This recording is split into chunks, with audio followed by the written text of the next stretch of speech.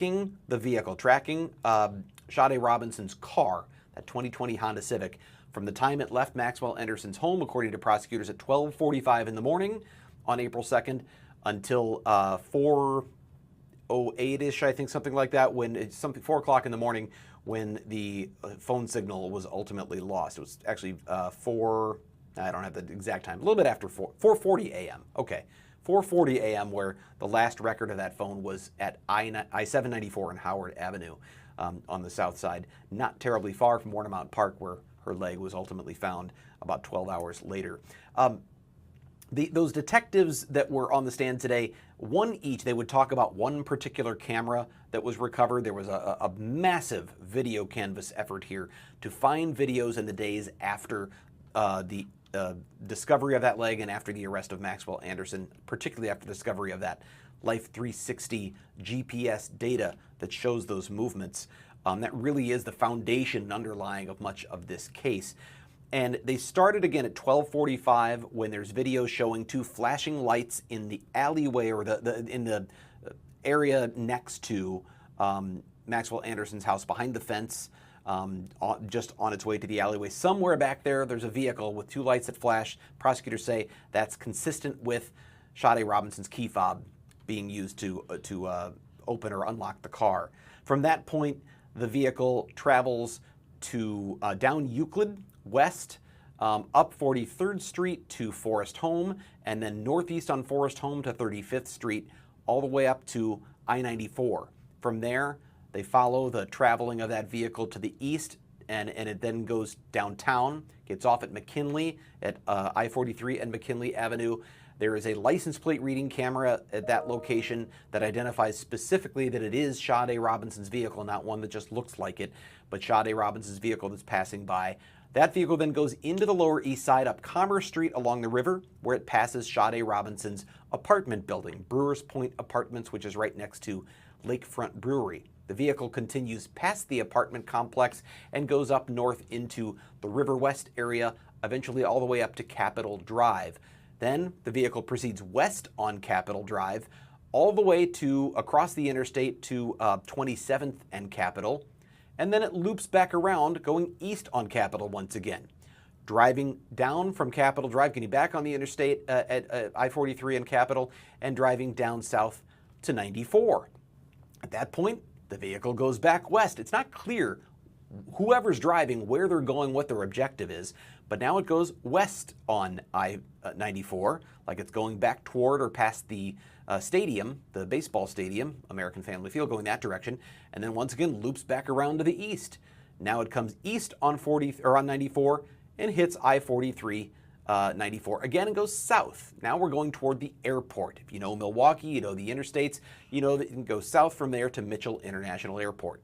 The vehicle then next exits at College Avenue, which is one of the exits you would take to go to Mitchell Airport. It goes that direction. It goes east on College, but continues all the way past toward the lakefront. It eventually jogs a little bit north into Cudahy and goes down a service road. That's the service road that leads to the pump house, which is along the lakefront where Sade Robinson's leg was ultimately found. After that time, the vehicle leaves the service road and it starts to go north, and shortly after that, it's not long after that, about 8 minutes later, the signal goes dead. It is not until 5:19, about another hour, well, another 40 minutes after that Sade Robinson's car is picked up on video cameras on the north side of Milwaukee. We saw that in one of the early days of the trial as the car is circling around the north side of Milwaukee, and eventually the car is parked in behind an abandoned business along 29th and Lisbon, in that area, right along Lisbon Avenue behind this business, and ends up engulfed in flames. Milwaukee firefighters are called out to put out those flames. They determine it's arson, it's been intentionally set, and a review of video surveillance in the area, including what I still think is remarkable, a Milwaukee County Transit bus that just happens to be passing by. That's the photo. It gets this shot. We've talked about it before, but I'll keep pointing out that little flicker in the far right corner, that little bit of orange, is the start of the fire that will soon engulf Sade Robinson's car. And right where the mouse is on that white building, just below it, you can see a person who looks like they're carrying a backpack walking the opposite way toward the road. We see in the next image that person is a little more clear. It is someone with dark clothing and a tan backpack. You can tell this is a reverse shot from a camera on that same Milwaukee County Transit bus. That individual is traced through other videos and still photos all the way across to a bus stop at 35th and Lisbon. There he is, police say, on the left side of the two people standing there, and then boarding a bus at 35th and Lisbon. And prosecutors say that is, in their view, clearly Maxwell Anderson. They follow him on the bus all the way back down to his neighborhood, and there are shots of him getting off the bus and walking with that tan backpack or camouflage backpack, whatever that is, walking back. Also, by the way, the hoodie that he's wearing is significant. Takes that all the way back to his home, and he's seen entering the home, or that's him in the neighborhood, and then soon thereafter entering the home at, I think, 4, or what did I say that was? No, that was at 8:42 a.m. We also know, by the way, that after he gets home at 8:42 a.m., on April 2nd, the day after his date with Sade Robinson, within a couple of hours, he's back out, he's left, and he has gone to Dugout 54, which is a bar in Milwaukee that is near the baseball stadium. And it just so happens that April 2nd was opening day for the Milwaukee Brewers, and he was there for a shift. That's a pretty big deal for a bar near the baseball stadium opening day. He showed up for his shift, according to the owner of that place. Showed up for his regular shift that day. After that, we don't really know much of what happens between April 2nd and April 4th. We do know that on April 4th is when police arrest Maxwell Anderson. So that's pretty much gets you up to speed on what we have learned today. There were some pretty remarkable moments, a lot of it not so much. I mean, really, yesterday afternoon was, how do I put this? Julius Kim, who we've had on doing analysis, says it was maybe the slowest sequence in the trial. And he feels, his analysis was, he feels that the prosecution may have lost the jury a bit. It was very intricate presentation of some dark, grainy nighttime video and looking for just little flickers of light and trying to extract, what does that flicker of light mean? What does that shadow mean? What does that movement mean? And that went on for quite a long time, and we heard from people in the gallery who were just kind of fatigued by it, that it seemed like it was a really slow and methodical process. It may very well be key evidence, but it was not all that engaging for the members of the gallery, and we can only imagine how the jurors may have felt. Today was similar because it was, again, a lot of technical presentation of video. What's that in this frame? What's that in that frame? What's the time that happened? But then something happened right toward the end of the morning session that seemed to grab a lot of people's attention.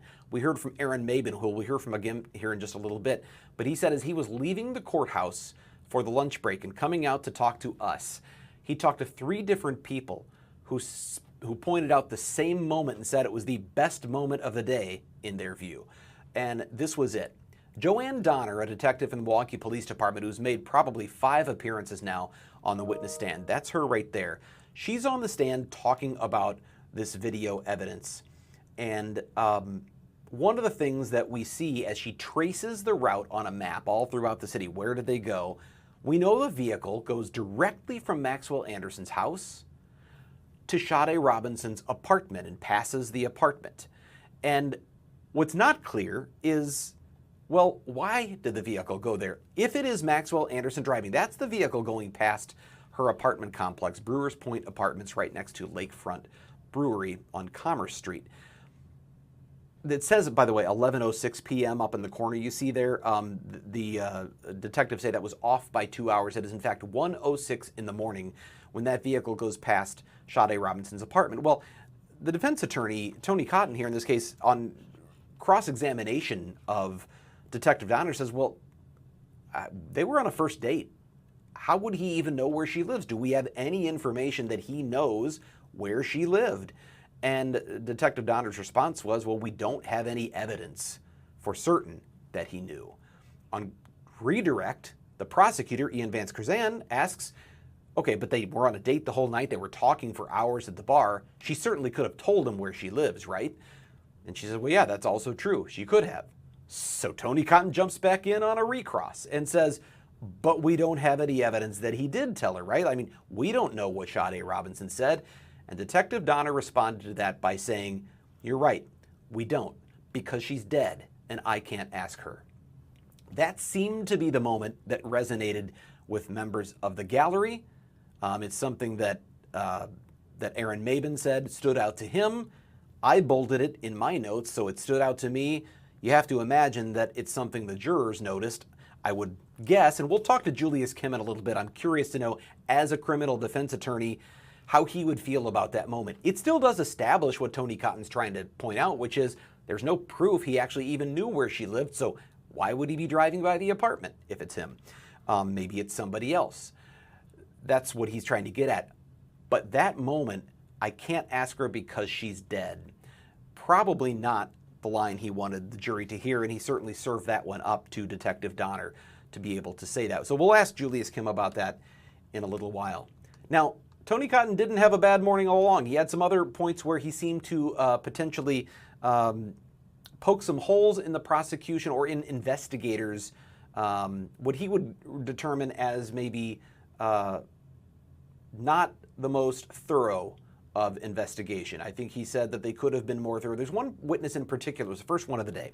He was talking to Rachel Smith, a detective who was on the stand at the end of yesterday, and she came back on today. Detective Smith is a Milwaukee police detective, and they were talking to her about the video canvas that was done in and around Maxwell Anderson's house and these videos that were taken all over the city.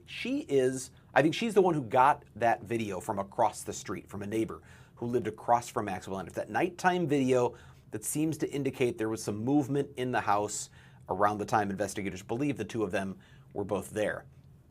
And Tony Cotton asks her, well, what's your experience with, are you a video surveillance expert? And she says, well, no. It's have you been specially trained on analyzing video? No, she hasn't. How long were you a detective? She says, I've been a detective for 4 years. I was promoted during the pandemic.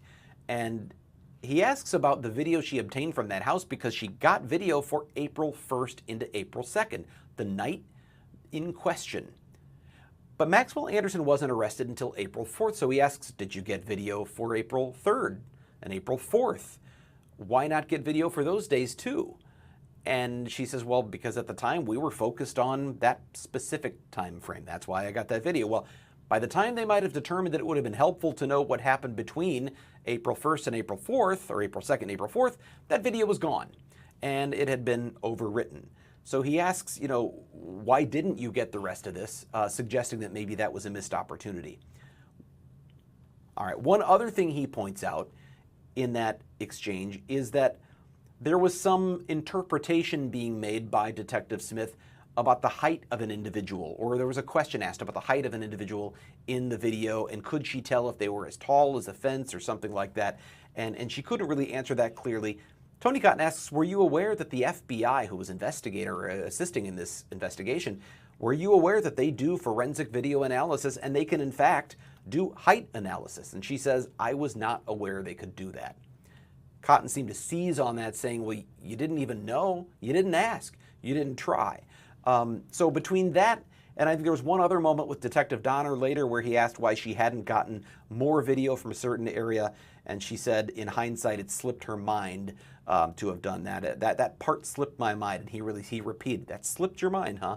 So the defense seems to be sort of trying to poke holes in just how thorough the investigation was, but after all these videos that have been shown, I don't know how convincing that'll be to a jury that probably thinks this looks like an awfully thorough investigation in terms of the number of video clips, surveillance videos, digital tracking, that sort of thing. We don't know because we can't be in the mind of the jury.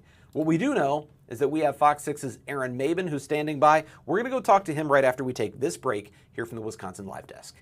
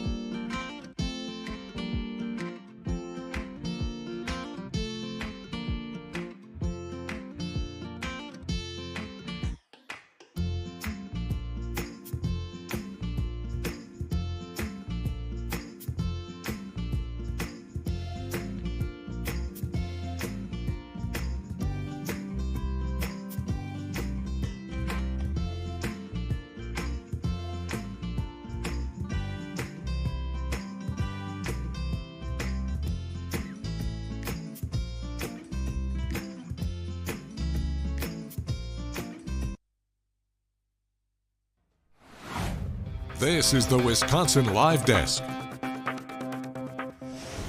And I am Fox 6 investigator Brian Polson here at the Wisconsin Live Desk, Day 7 of the Maxwell Anderson trial, Day 6 of testimony.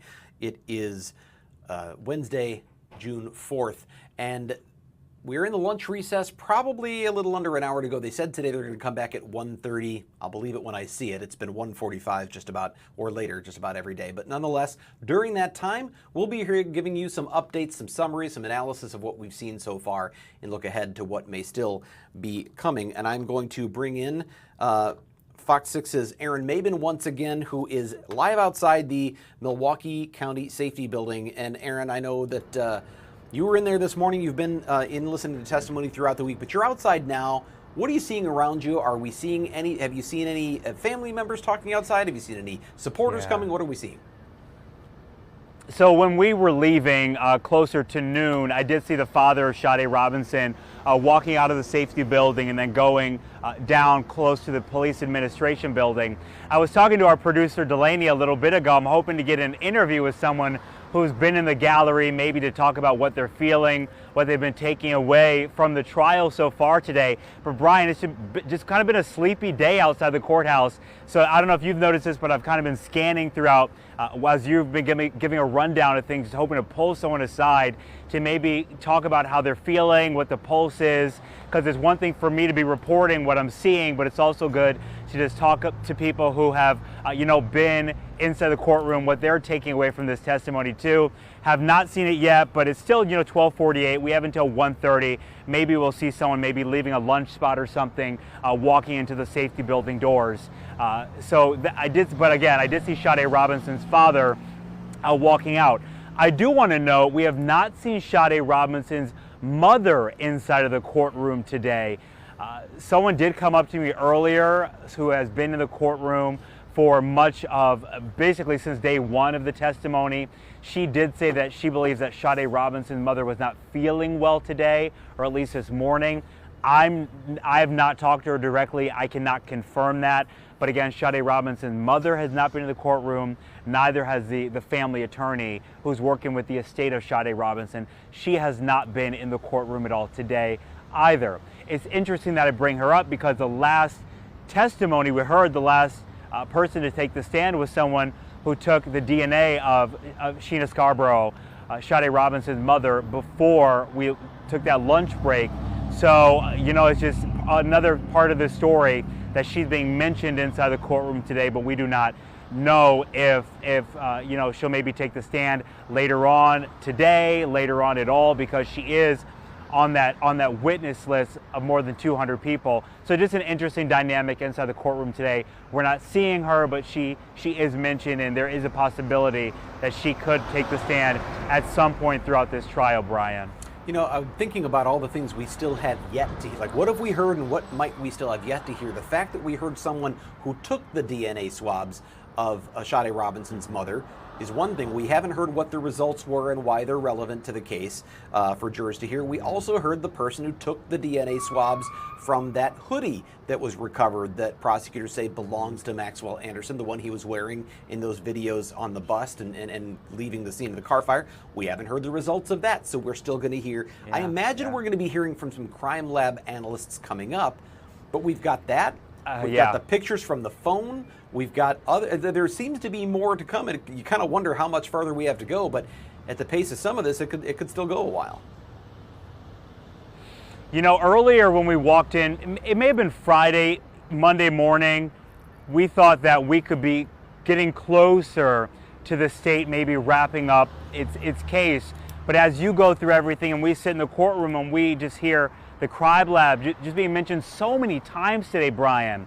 From the backyard to the video to the height of the fence. I mean, that is someone multiple people, someone who's going to take up a lot of time, it seems like, because the height of the fence is what it looks like they're going to be touching on. The surveillance video was grainy at some point. It seems like the crime lab had to maybe bump up the surveillance video, making it easier for detectives to see that vehicle. So I'm wondering if that's going to be coming into play too. And then the DNA, when we get into DNA, I've sat in through so many different trials.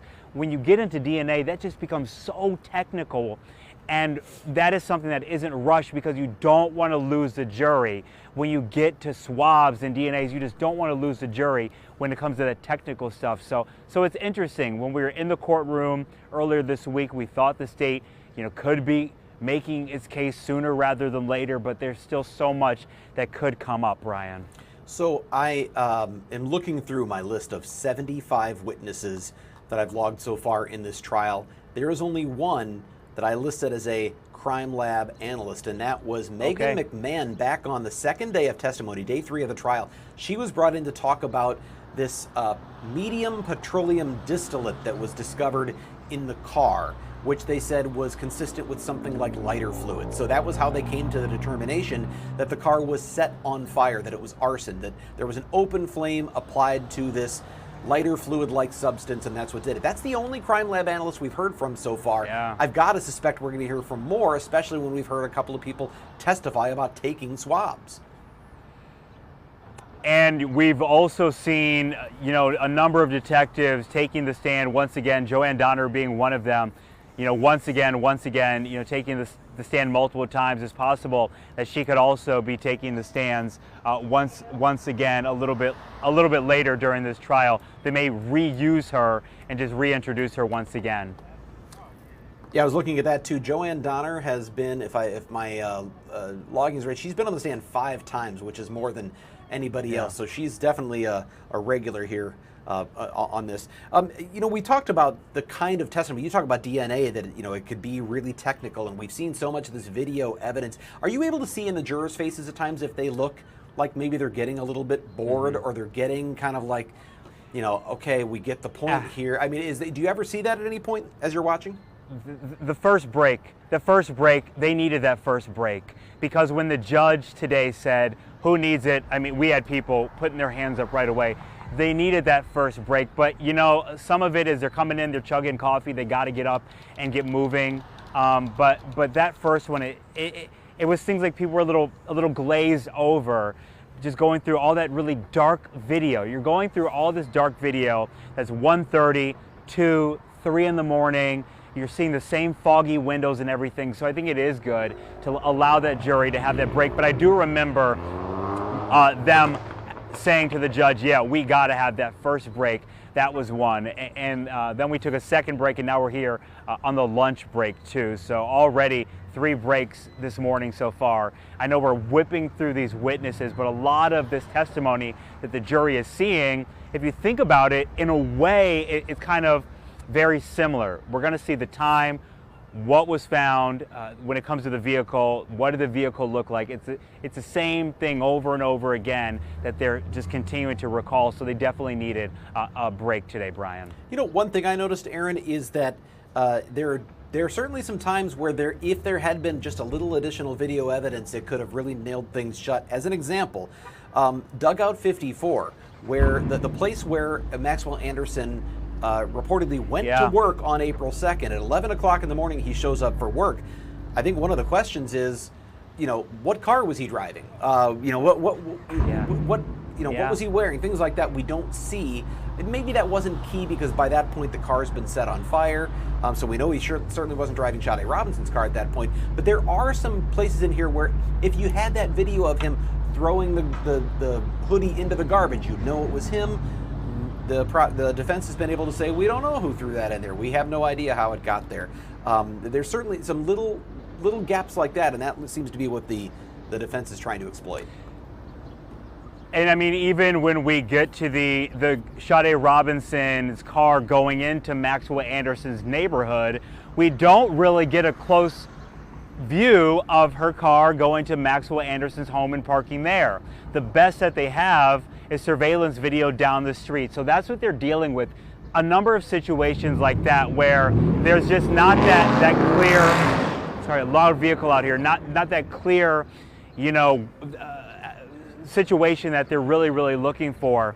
The Dugout 54 thing just absolutely stands out because that was such a big day. It was opening day, a lot of baseball was happening, and a lot of people packing that bar, but we don't ever see Maxwell Anderson at work. What was his demeanor? What was he like maybe making drinks for people or serving people, dealing with people in the restaurant? We don't know anything about 45 about Maxwell Anderson at that restaurant that day, so that's just such a gap right there, Brian. Well, one of the things actually that I think about, Aaron, is, and they've talked about that missing video or things that we don't see on, later on the 2nd or on April 3rd or 4th before he's arrested. I've wondered this all along. Let's imagine for a moment he's guilty. He did this. He's the one who went to scatter the body parts into Lake Michigan. Did he expect that the first body part was going to be found 12 hours later? Was he prepared yet to have everything disposed of and cleaned up and whatever? Again, I'm making a leap for a moment. We're saying let's imagine he is in fact guilty. We don't know that. That's up to the jury. But if he did, you try to imagine how would someone behave. I do wonder if those two gentlemen on a rainy day finding that leg on the 2nd, on the afternoon of the 2nd, if he wasn't at home going, how did that get found already? I better hurry up and get rid of some things. And that's where the defense is saying, well, we could answer that question if you had gotten some of this evidence right away, but it took several days, in some cases a week, before police were following up and getting some of that evidence. I wonder if that is really going to cost the state in this case, that there was that time delay.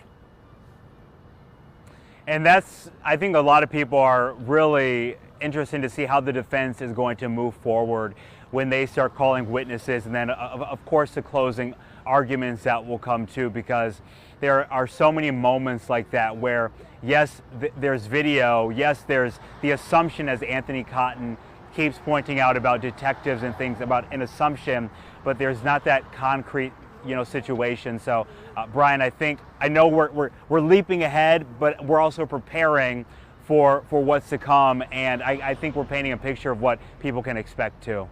Any idea what we can expect this afternoon? I mean, I guess we don't really know, do we? Is it going to be more of this technical stuff, or are we going to get to some bombshells, or what? Yeah, it seems like this has been really unpredictable, Brian. I was not expecting to see, and I'm talking about yesterday now, I don't think anyone was expecting to see the T-shirt coming, that hoodie, that gray hoodie coming out of the bag.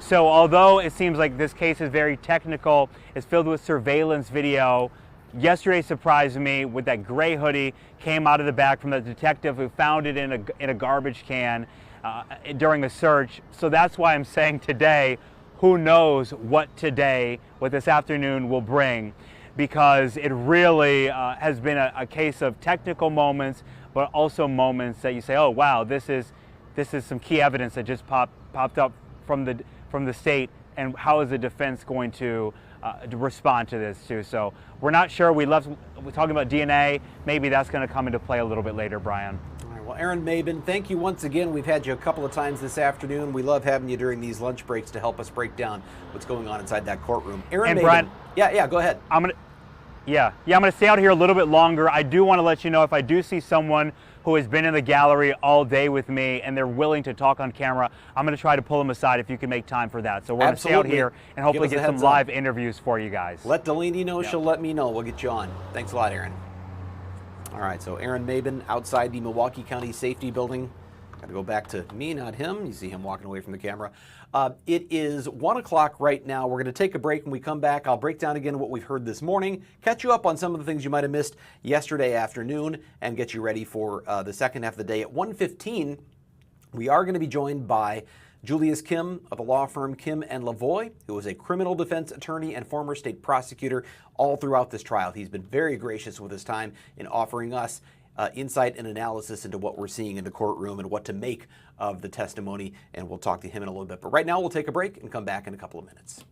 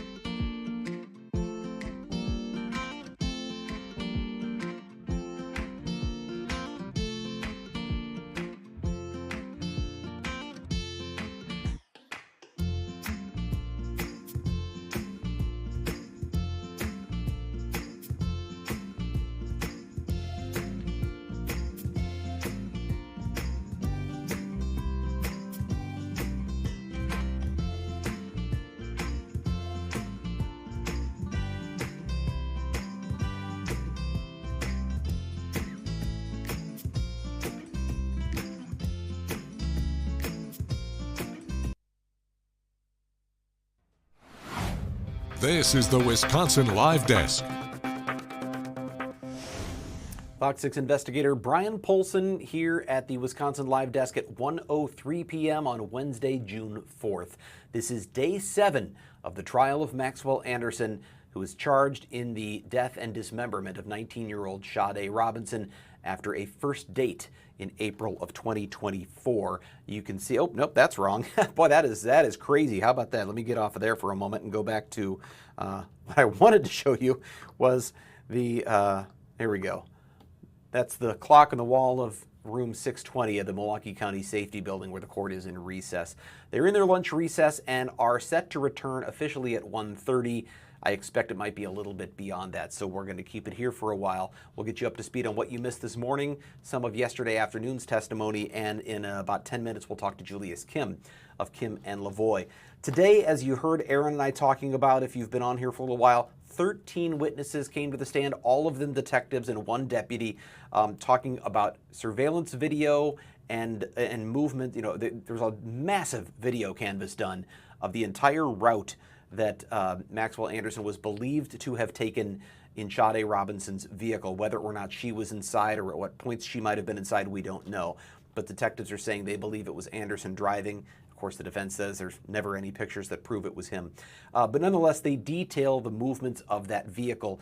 And we heard from Joanne Donner, a detective, that the reason they were doing this was to match the actual vehicle to the Life 360 data. So they could prove it wasn't just her phone that was moving about these places, but in fact, it was also her car. They were, I'm sure, hoping to be able to see who was driving that car, but the windows are foggy. The windows, it's a wet day. It's not clear if there's something else going on inside that car that caused the windows to be so fogged up, but you can never see inside as to who is driving. You can tell there that it's just not possible to tell who's behind the wheel. That is Robinson's car in one of those surveillance snapshots. Probably one of the more helpful moments in terms of trying to follow all of this was when Detective Donner started drawing maps. And this is one of those maps. So if you are familiar with Milwaukee, you might be familiar with these interstates and what you're seeing right there. But the line that goes, the double line that goes east-west, she used a red Sharpie here. That east-west line there, that's I-94. And then it curls around, I-94 curls around south, becomes 9441 going south. And then the little loop that goes to the north, that's I-43 going in toward downtown Milwaukee. Now, if you go west, all the way off the page to the left, Maxwell Anderson's house was over that way, a little bit to the south, so a little bit down and to the left. And they track him from his house up Forest Home to 35th Street and 35th Street all the way up to the interstate. He comes east on the interstate, they say, or he or whoever's driving the car and the phone go east on the interstate and then go, I believe, if I'm correct, it then goes north on I-43. I am fairly certain that I've got this in order correctly. It goes north on I-43 the first time, so it goes that little curl up and then around to the top of the page. From there, the vehicle ends up getting off the interstate at McKinley Avenue. So I think we can go to the second map, maybe. No, okay, this is still the, all right, so we don't have the north side map. Well, I'm going to tell you what happened on the north side, though. On the north side of this map, it gets off at McKinley, goes by the Lower East Side and goes by Sade Robinson's apartment, circles around the north side for a while, and then comes back down the interstate, entering at the north or the top part of this screen. The vehicle then goes back west on I-94 to the left side of the screen, and that's why you see the double line, because it loops back again. So it goes west and comes back east, and then turns south onto 94, or continues south onto 94, like toward Chicago. So going down to the south, and it's headed toward Mitchell International Airport. You can see Mitchell International Airport on your screen, kind of right there in the middle. The vehicle where it's circled down at that bottom left corner, that is the College Avenue exit, and there's a camera there that captures the vehicle getting off the interstate. It's a DOT camera, captures the vehicle exiting the interstate and then turning onto College Avenue. The vehicle takes College Avenue east, where another camera, that's the second circle, captures it continuing east on College, and then eventually turns north, as you see there near Lake Michigan. As it's coming up north, there's another camera that captures it going by, and eventually it ends up turning down the service road. That's the top one up there. It turns down a service road that leads to Warnermount Park and to the pump house that is down at the edge of Lake Michigan.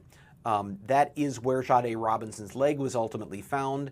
There are videos of that vehicle going in and coming out of that service road, and then it proceeds north on 794 toward Howard, and that is the last place that the phone ever sends another ping.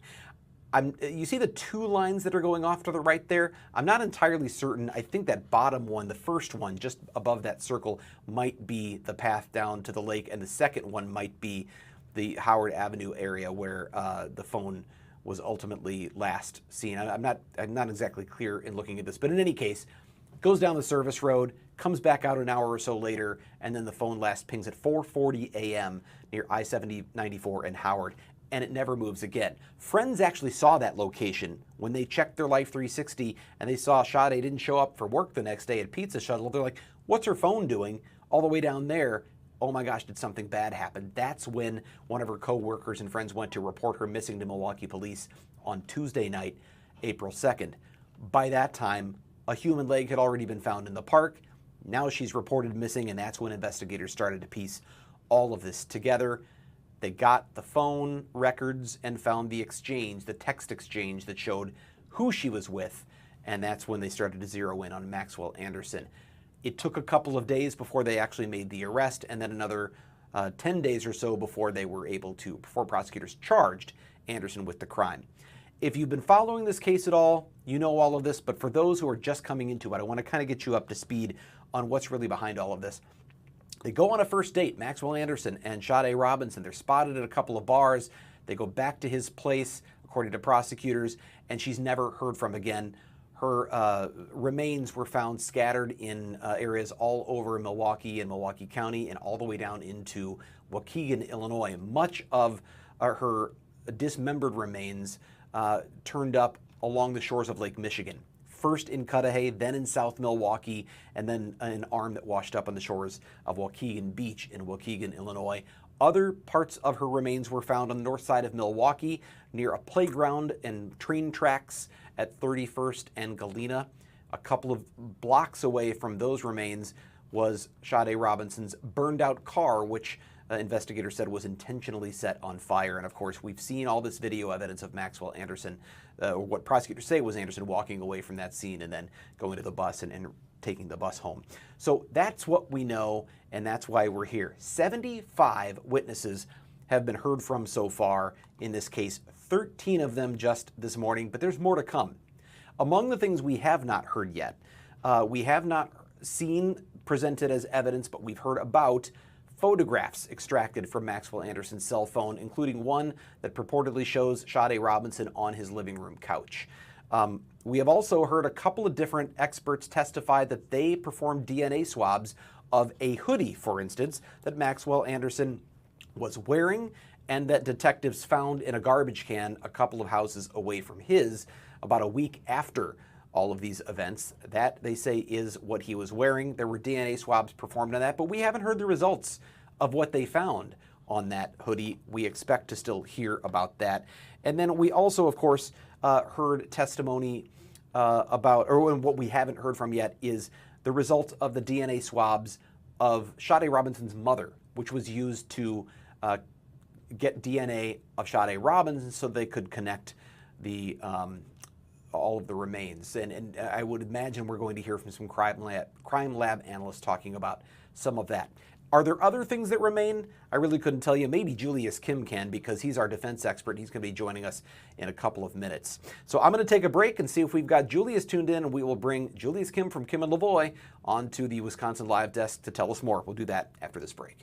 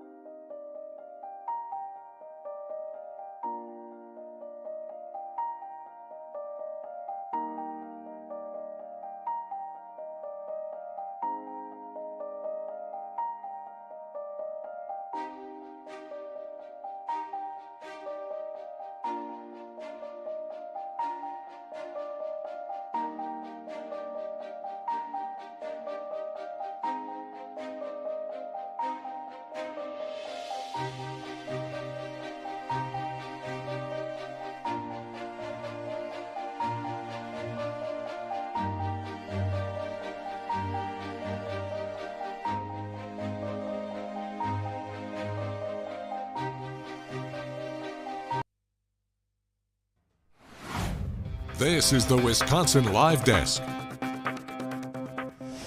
Welcome back. I am Fox 6 investigator Brian Polson at the Wisconsin Live Desk at 1:14 on Wednesday, June 4th.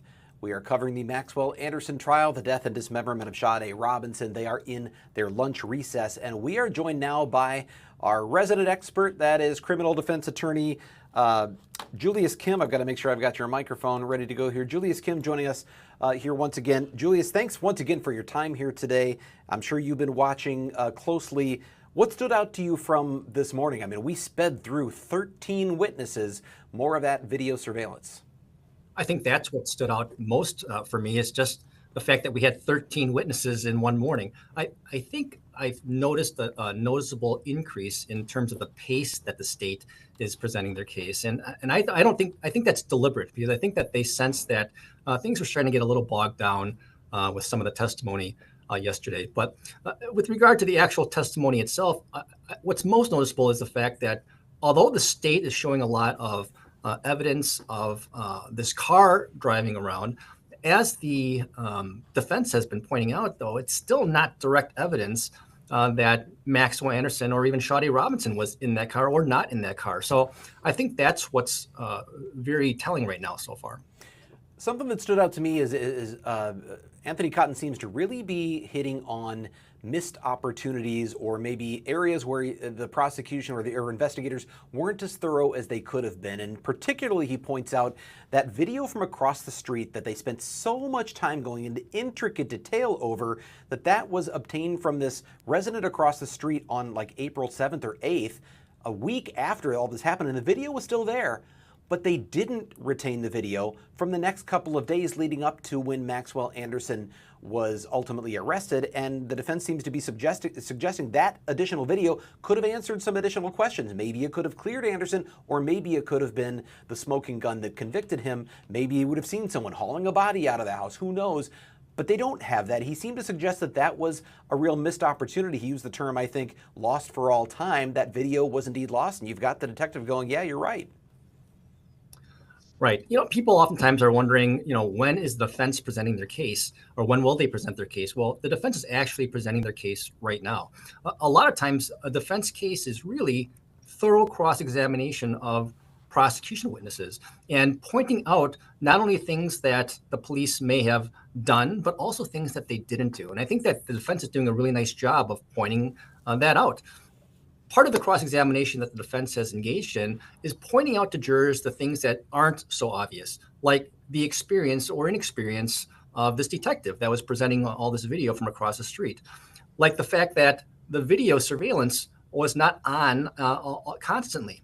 Being reminded of that is really, really important, because just the very fact that the detective admitted that there are large gaps in between all of the videos that we've been seeing from across the street is huge, right? Because a lot could have happened in those periods of time. People could have walked into the Anderson residence or walked out of the Anderson residence.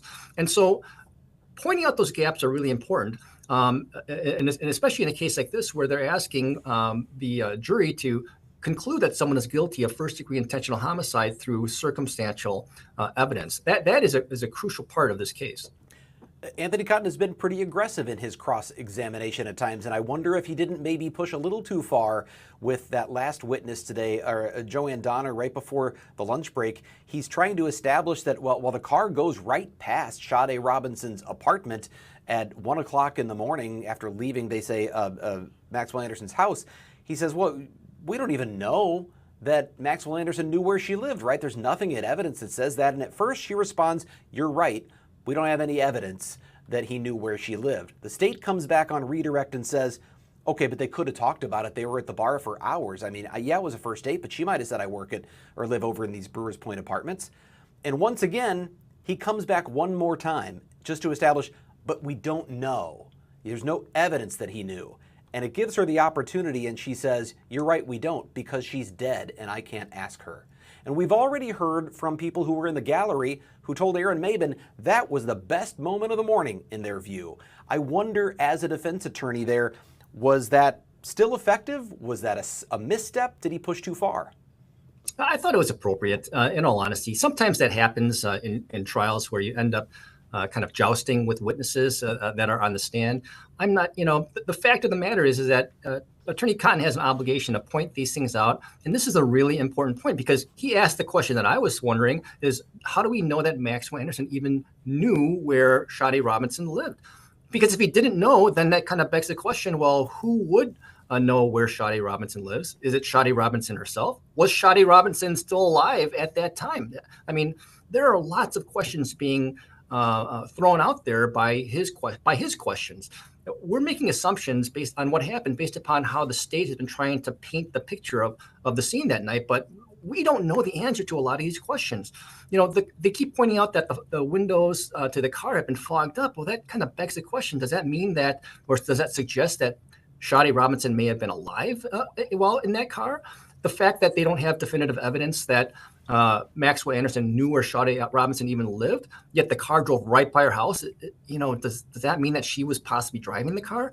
These are all questions that we think that we know the answer to, but we don't know. And it's the state's burden to prove these things. And I think that Anthony Cotton has an obligation and, to point these things out and should be stepping on the gas a little bit more because these are crucial moments of the trial.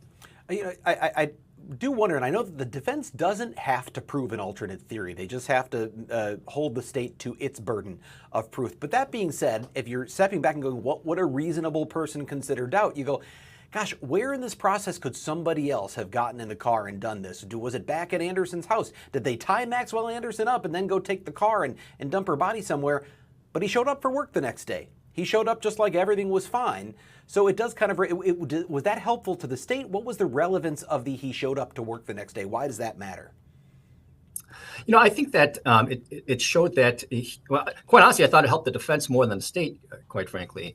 Maybe they were trying to tie together the fact that he was seen leaving the apartment and that they can see who is leaving the apartment at a given time. Of course, the problem with that is that the detectives in this case didn't get a broader scope of video footage. And that's a common thing that happens in investigations and a common mistake, in my opinion, that law enforcement makes.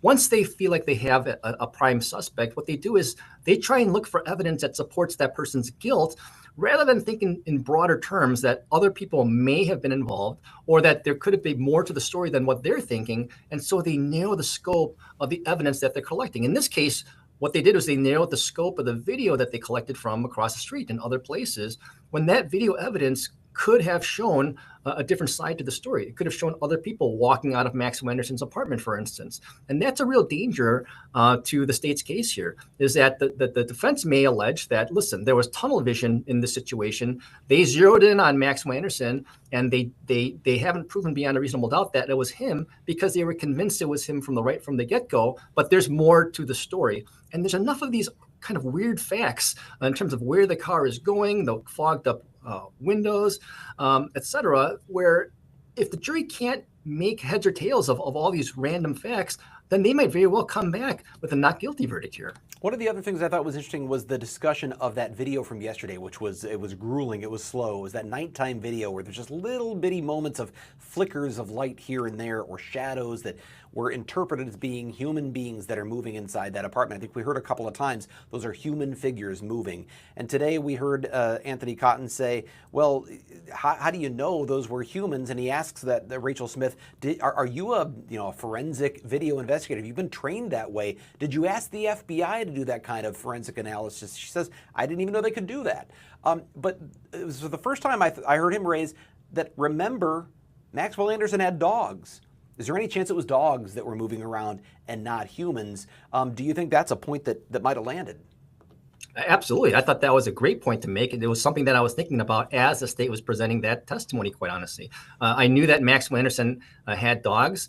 And yes, the images, the silhouettes that appear back and forth in those windows appear human-like, but you could tell they were really trying to drive that point home because they kept repeating the term human figures, human movement. So clearly they're sensitive to that fact, at least from the state's perspective. But I thought that Anthony Cotton did a good job of pointing out that we don't know for sure if those were human figures or not. They could have been dogs.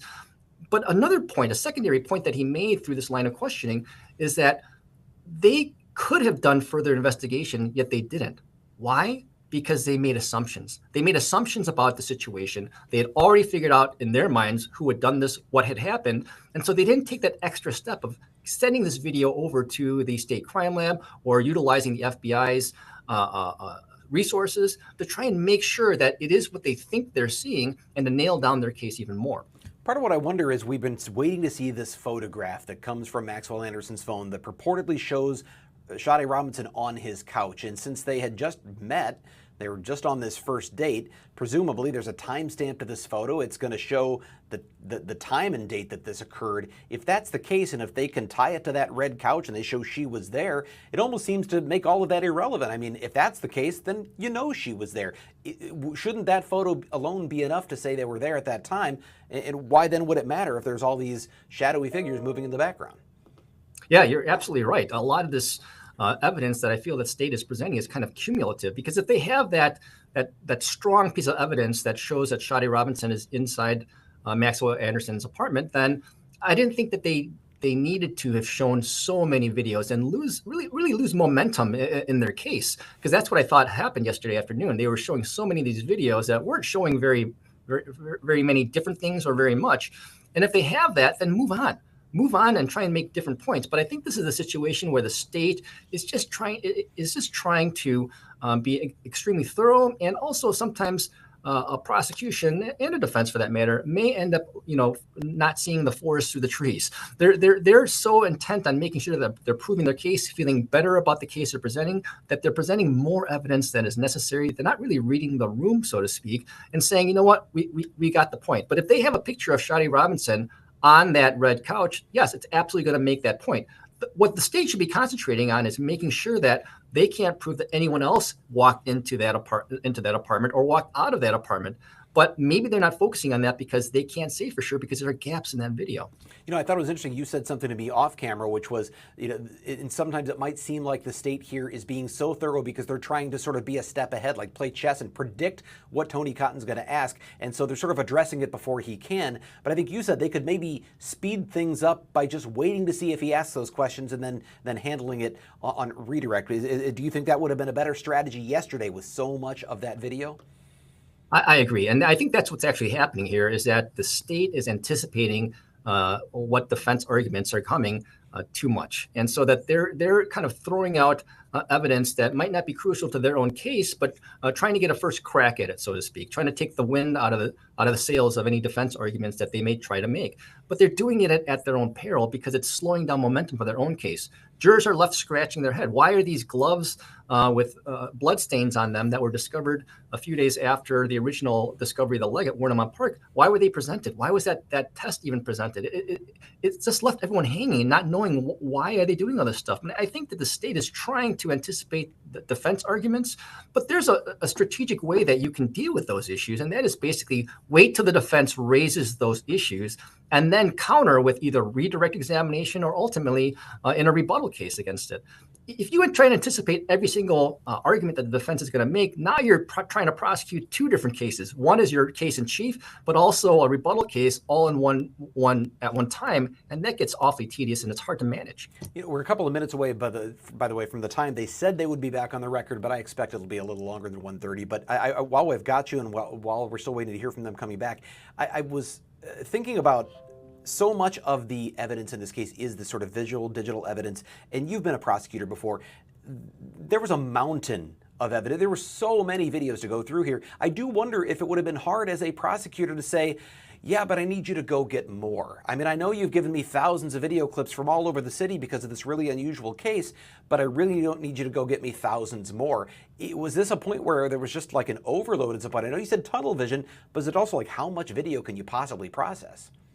No, I don't think so. I think that's the prosecutor's obligation and job, quite honestly. The prosecutor has to be kind of the level-headed person in the room. And if they see that this phenomenon of law enforcement is creeping into the picture about them focusing too much on one particular individual and not leaving the prospect open that there could be more to the story or more that's happened in the situation, it's the prosecutor's obligation to say, well, let's just lock this down and just make sure. Yes, it can be tedious. It can be a pain in the butt to go out and gather even more evidence, but that's what you have to do. And you do it so that you prevent things like what are happening right now, us questioning whether they could have done more and should have done more, and because now an opening has been made for the defense to argue that they failed to preserve evidence that could have shown a different side to the story, and especially in a case that's a circumstantial case, that could be a big problem with the ultimate verdict. You know what I really wonder is you hear so many of these surveillance videos, even the hoodie being found. So much of this happened a week or several days later.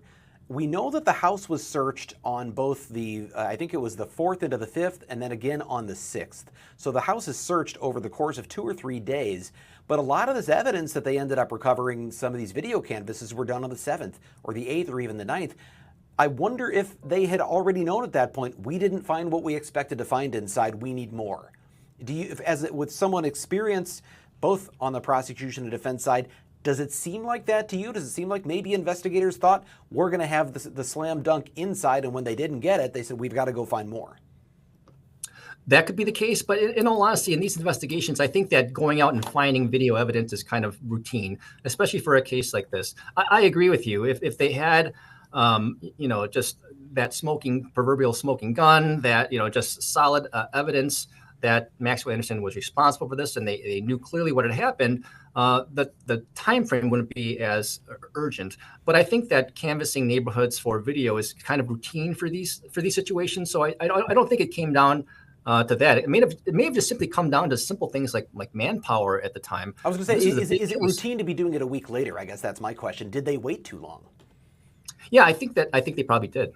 They waited too long because they lost evidence. In fact, they even lost the evidence of Maxwell Anderson returning to the bar. As you mentioned in your previous segment, that could have answered or shored up a lot of questions in terms of the clothing that he was wearing, what time he got there, what type of car he was driving that day. And so, the longer you wait, the less chance you're going to have of capturing crucial evidence. Julius, last thing I want to ask you today is, what is the thing you're waiting to see most? What is the thing you still want to see and expect to be coming here, whether it's this afternoon or in the next couple of days? Yeah, I think that the state has to come up with a theory as to what exactly happened. Because right now, the way I see it is that the state's going to have to get up in front of a jury and argue during closing arguments that we don't know exactly where she was killed, how she was killed, or where she was dismembered, or et cetera. But we just know it's him. And you just have to take our word for it. It can't be anyone else but him. But I think that they have to come up with a more concrete theory as to where things took place, because the fact that there was no DNA found in Maxwell Anderson's apartment could be a significant fact. It might not be a significant fact, depending on where they think this stuff occurred. The problem is that the facts might not be conducive for them to be able to make that conclusion. In my mind, I'm still wondering if Shadi Robinson may still very well have been alive at the time that the Honda Civic pulled away from Maxwell Anderson's car, because of where it drove right past her apartment and because the windows were all fogged up. If questions like that are still lingering, it may be tough for a jury to come back and vote unanimously guilty in these cases. Well, Julius Kim, thank you so much once again for your time here on the Wisconsin Live Desk, and we know we'll have more of you, and we'll also be hearing from your partner, Jonathan Lavoie, as well, and appreciate all your time here at the Wisconsin Live Desk. Always happy to join you, Brian. All right, and we will take a break and come back, hopefully returning to court very shortly, right after this. Thank you. I appreciate it.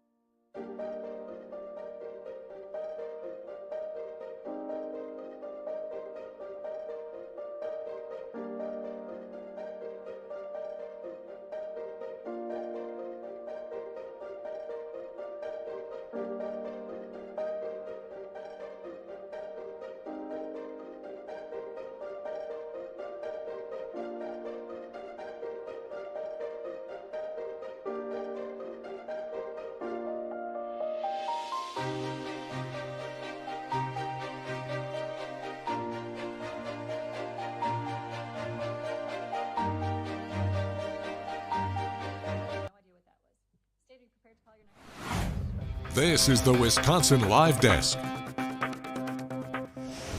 Fox 6 investigator Brian Polson back here. It looks like court is back in session. Let's take you out to the safety building now.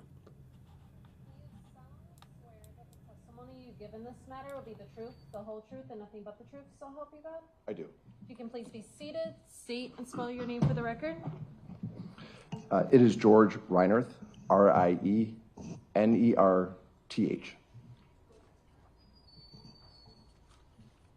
How are you employed? I'm currently a special agent with the Federal Bureau of Investigation. How long have you been with the Federal Bureau of Investigation? Approximately 10.5 years. What's your current assignment?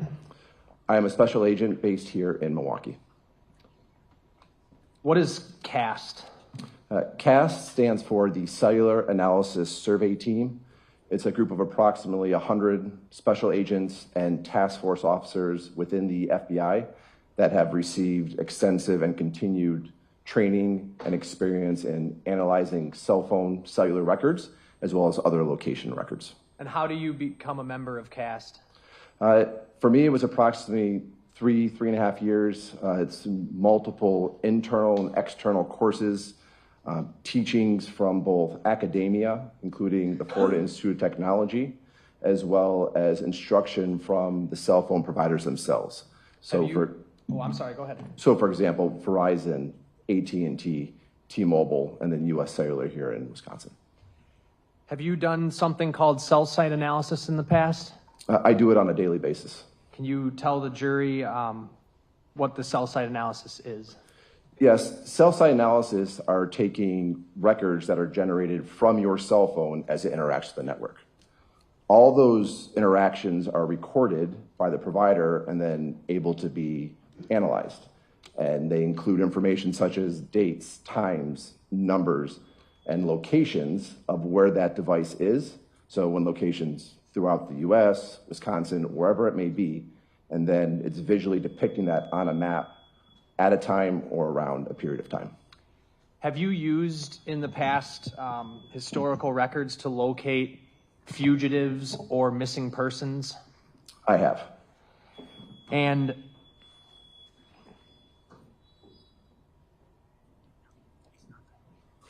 Just a minute, we're gonna address this noise so it doesn't distract people. this one is off, so. I think it's the hearing device out in the gallery is where I think it's coming from. There's an amplifier in the gallery.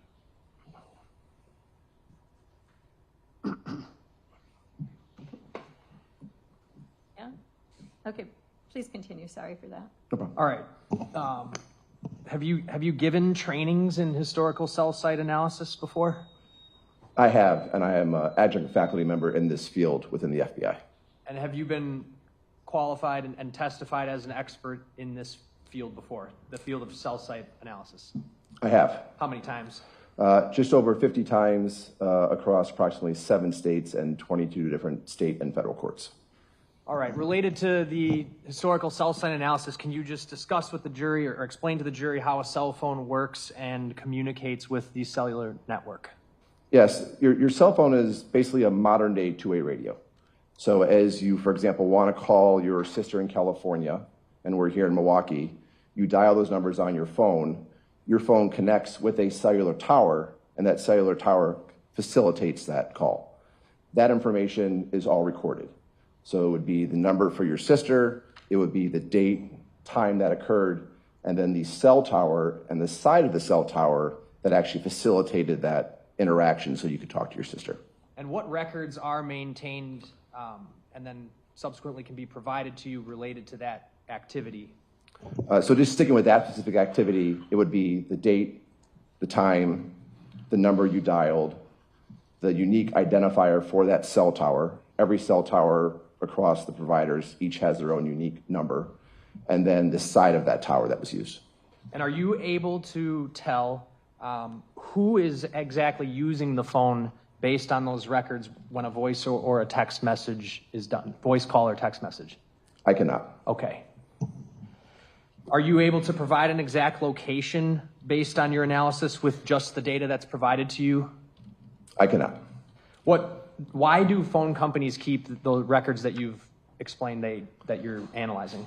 For the main purpose of billing as well as managing and optimizing their network.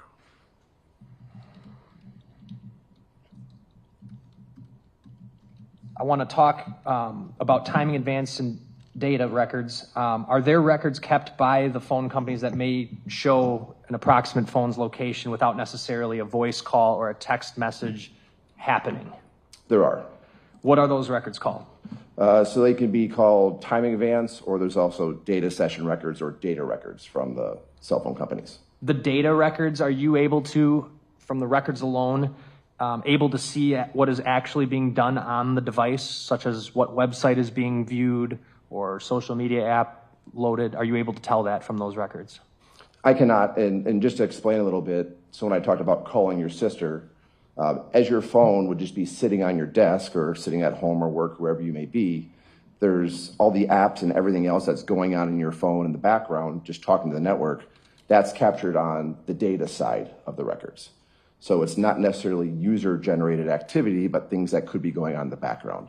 But even with that, I still can't say from the records what's actually being done, what apps are visited or anything like that. So does a user actually have to be doing something on the phone and able to generate a data record?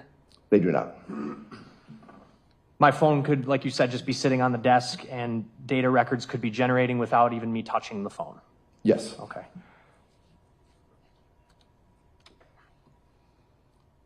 With those data records, do you still get time and tower information? You do. So you're still going to get a date, time, and that unique tower identifier inside of the tower that was used for that. So in other words, you're able to get that information even if a phone is not being used? Correct. Okay. I want to move on to timing advanced records. Can you tell the jury what those records are and the information that it contains? Yes. So timing advance, the main reason time advance exists is to synchronize and align your phone with the network. As you can imagine, there's a lot of people that have cell phones out there, and everyone's trying to talk to the tower at the same time. Everyone needs to have their individual time slot when they communicate, and that's what timing advance does. It adds one additional piece that the cell phone, for example, when you call your sister, that's not in there, and that provides the distance from the tower your phone is located at that time. So again, not necessarily any user interaction as your phone's just sitting here, but you're getting the date, the time, the tower, the side of the tower, and then the distance that phone is at that time. How is the distance measurement obtained by the phone companies? So it's similar to a radar gun. So it's a signal that's sent out from the tower and back. And based off the time that signal takes, a distance is able to be calculated. Does every cell phone provider call it timing advanced, or are there variances? There's different names. For example, Verizon calls it RTT, but they're still providing that tower, that time, that sector, and that distance. So same information in regards to distance of the device from the tower? That is correct. But again, not able to say exactly where the phone is. So it will refine the location because, well, just a voice record is going to give me that tower and sector. And with that, I can just identify you're in this area, in this general geographic area. However, when we have the distance, it can refine that. For example, let's say we're in an area where towers are spaced really far apart, and I get a distance measurement of a quarter mile from that tower. That drastically refined that area of where that device is because it's that approximate quarter mile from the tower versus a lot larger area. And just to clarify, when we're talking about this, these records, the person who has the phone may not even be using it at all. Correct. The phone just needs to be powered on and communicating with the network. Okay. What is the purpose of why timing advanced is used in the cellular network? The main reason is to manage the phone's communication with the tower. So again, that timing and synchronizing that phone with the network. So is the network trying to make sure everything is operating correctly? It needs to be operating correctly and at the right time. Because if everybody tried to communicate with that tower at the same time and all these messages and these requests for service hit, for example, you could have a collision, and then people aren't going to have the standard of service that they expect. And what, I guess you're kind of getting into it there, why are the phone companies keeping this information, or how do they use it? So the timing events they're using a lot for managing, evaluating, and troubleshooting the network. So the engineers may use that to actually dive into an area. Let's say, for example, a customer calls and says, I keep dropping calls. The engineers could go and look at that tower and get more details about what's occurring on that tower to troubleshoot, manage, and improve that area for potential service. How does the distance from the tower measurement help you when you're forming your opinions? As I mentioned a little bit before, it's really for the purpose of refining my conclusion as to where that device is. So when we're asked to analyze these records, we're providing the visual depictions of that data to identify where it is, and that distance allows me to refine that conclusion as to where that phone is at that specific time. So would it be fair to say that you could potentially identify a lot smaller geographic area that the phone could be in based on these records?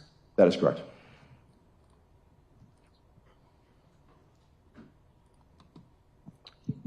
Let's go back to looking for, say, a missing person.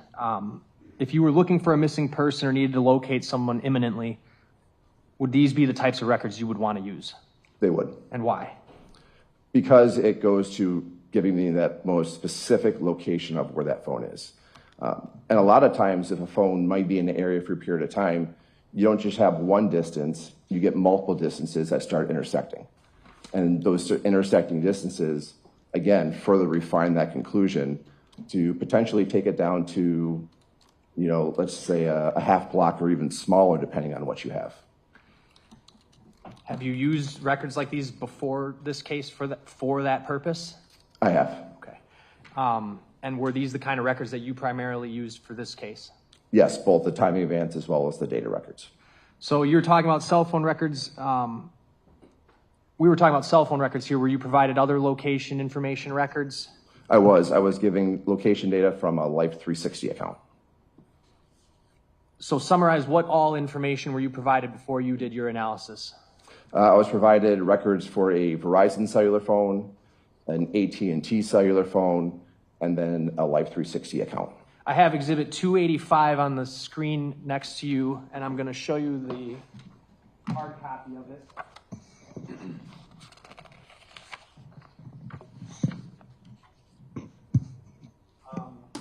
You can page through it if you need to.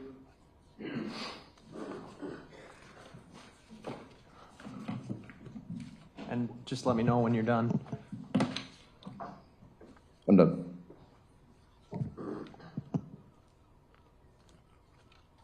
Do you know what 285 is? It's the number on the front of this slide. Do you know what is Exhibit 285? Oh, I'm sorry. It is my report that I created for this case. Okay. I moved 285 in and asked to publish. I'm going to put it on the TV screen in a digital form. Any objection? No. It's received. The information that you just discussed that you used for this case, it's on the front screen there, correct? This is just the title page? It is. And specifically, you were looking at which phone numbers and from what networks? So the first is the Verizon cell phone, 414-510-4769. An AT&T cell phone, 262-416-4874. And then the Life 360 account associated with 414-510-4769. And that was Sade's Life 360, Sade Robinson's Life 360? That was the name in the return. Okay. Oh, that was it from the records. It was Sade. It was from the records. All right. And you did this report, this final version, on November 19th, 24? Correct. And the right is just an internal case number for this case. All right. So we've talked about the types of records that you've used. I want to talk about what conclusions that you can draw from these records. Are you able to see if the phone's location information is consistent with being at those areas around the times that you're asked to look at? Yes, I can. And can you use the records to get a sense, in a sense, create a timeline to show where a phone went at certain periods of time? I can. Or over a period of time, I guess I should say? Yeah, so over a period of time, can identify if a phone was in a similar area for that time or if there was movement and where that movement was. And were you able to use this information to determine whether multiple different devices were consistent with being in the same location as one another at certain times? I was. Were you able to identify whether the phone records were consistent with the phone being in a single area for an extended period of time? Yes. Or moving from one area to the next? That too. And while you can't give an exact location of the phone, which you've already testified to, are you able to get information that shows the location consistent with where that phone might be? Yes. In addition to these phone numbers, I'm given locations as well in dates and times, so I can identify if records are consistent with being in the area of one of those locations that I'm asked to look at. Again, you can't say who is using the individual devices at these specific times based on the records alone, right? I cannot. Okay.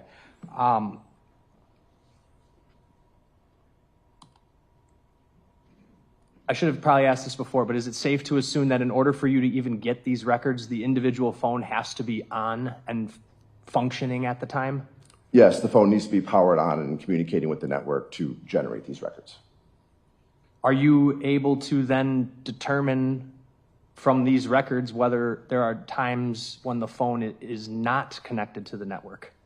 Yes, based on the data sets that I had here, you can identify when a phone is no longer on the cellular network. How can that be done using these data? Both data sets, we've talked about timing advance or the RTT for Verizon. So on the AT&T records, the main way is by looking at the data sessions. Again, as I mentioned, data sessions are always occurring. Your phone is communicating with the network. In those records, if you see the data sessions stop and there are no data sessions open for an extended period of time, that is consistent with the phone no longer on the network. Similarly then to the Verizon phone, on the RTT or the timing advance where we get the distance measurements, when those records stop and are no longer providing distances, that is then consistent with that phone also no longer being on the network. So analyzing the records, going line by line through the thousands of lines of data that are within there and seeing when there is activity and when there is not. Could the phone going off the network be caused, for example, by the phone's battery dying? That could cause it to go off the network, and then it would no longer communicate and generate records. Because the phone turns off? Because the phone is powered off, there is no power. But you are not able from these records to tell the reason why a particular phone goes off the network? I cannot.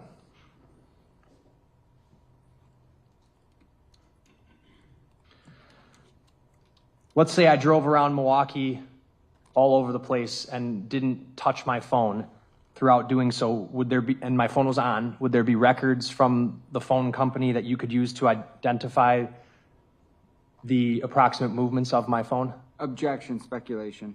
I think he's laid that foundation already. You can answer it if you're able. Yes, there would be records for that.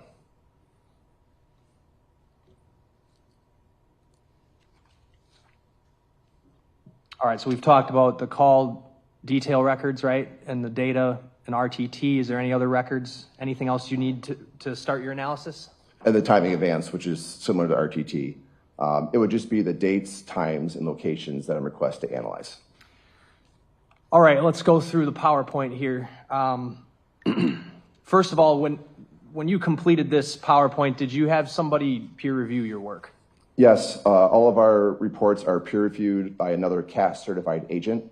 They take the same raw records, they use a different mapping software, and verify that everything is accurately depicted on the maps that I created. I'm going to go to page 2, and for the record, the pages are down here in the lower left-hand corner. So what are we going through? Let's go through this slide by slide. Yeah, so it's a lot of words. It's the most words that will be on any slide, but it just summarizes a lot that we already talked about. The first is the numbers that I was given and the information and how I was asked to analyze these records. The second just talks about the methodology. So for the phone records, it's taking those cellular records and mapping that up against a tower list. We didn't mention the tower list, but that's a list of where every tower in the entire U.S. is located. So then mapping that and visually depicting that. The last line on paragraph 2 talks about the Life 360 accounts. Those are mainly latitude and longitude coordinates of locations, and they came with varying accuracy readings between approximately 4.7 and 61.1 meters. So that was the information that was overlaid with the cellular records. 2.1 is those cell site locations that I just referenced, so mapping those up against the phone records. And then 3 is just talking about visually depicting that, or 2 and then 3 are talking about visually depicting that on a map and illustrating that. Next slide. What do we got? These are just sample cell towers that you'll see out there in the real world. These aren't ones used for this case, but just to illustrate what they may look like. On the right is a pole that, for example, could be out in a rural area, big metal structure with antennas, and you see the antennas mounted on there. Not everything looks like that. Here in downtown Milwaukee, you may see antennas on top of buildings, inside steeples, any crevice that may be out there, or they could, for example, be hidden in a flagpole or any other structure. Slide 4. When I talked about not only the tower, but the side of the tower, the side is referred to as a sector. So every tower generally has 3 sectors or sides.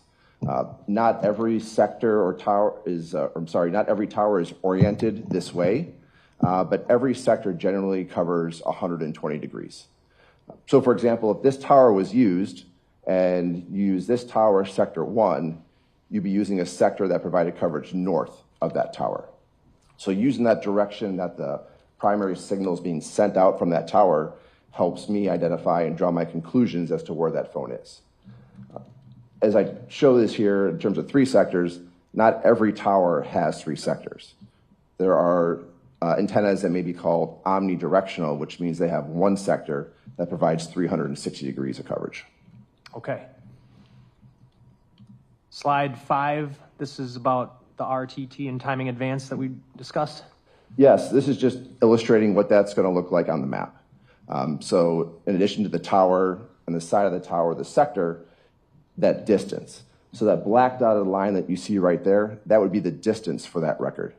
You then see that arc that is drawn to illustrate that record and that measurement of where the phone was at that time. Okay, so and then obviously when we're looking at the maps, you're not going to have the image of a tower like you have here, but this sort of pie piece here will come to a point when we're looking at the maps at the location of the actual cell tower itself, correct? Correct. This shaded area that I'm circling with my mouse here is not meant in any way to suggest that the phone is within that shaded area, right? No, that shaded area is just kind of closing out that, referred to as a wedge, just so you can see it on the map and understand kind of where those sector arms are. The RTT timing advanced information, the distance from the phone, of the phone from the tower is demonstrated by the arc, is what you're saying? That is correct. Let's go to slide 6. This is just an example of the slide illustrations that you will see. All the records are going to have information about that interaction, which is on the top. So for example, on the left, there'll be information regarding the unique cell number. So in this case, it's 509061 and 306753. That one was an omnidirectional tower, which is why you see that 360. And then there's going to be the times of those interactions that are depicted on the map. They will be color-coded. So the AT&T phone is going to be blue, and the Verizon phone will be red.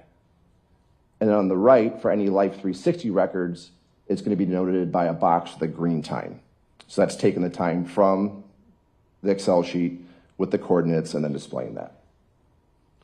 What that looks like beneath, starting on the left, that's similar to that RTT example you saw on the prior slide, just what it's going to look like.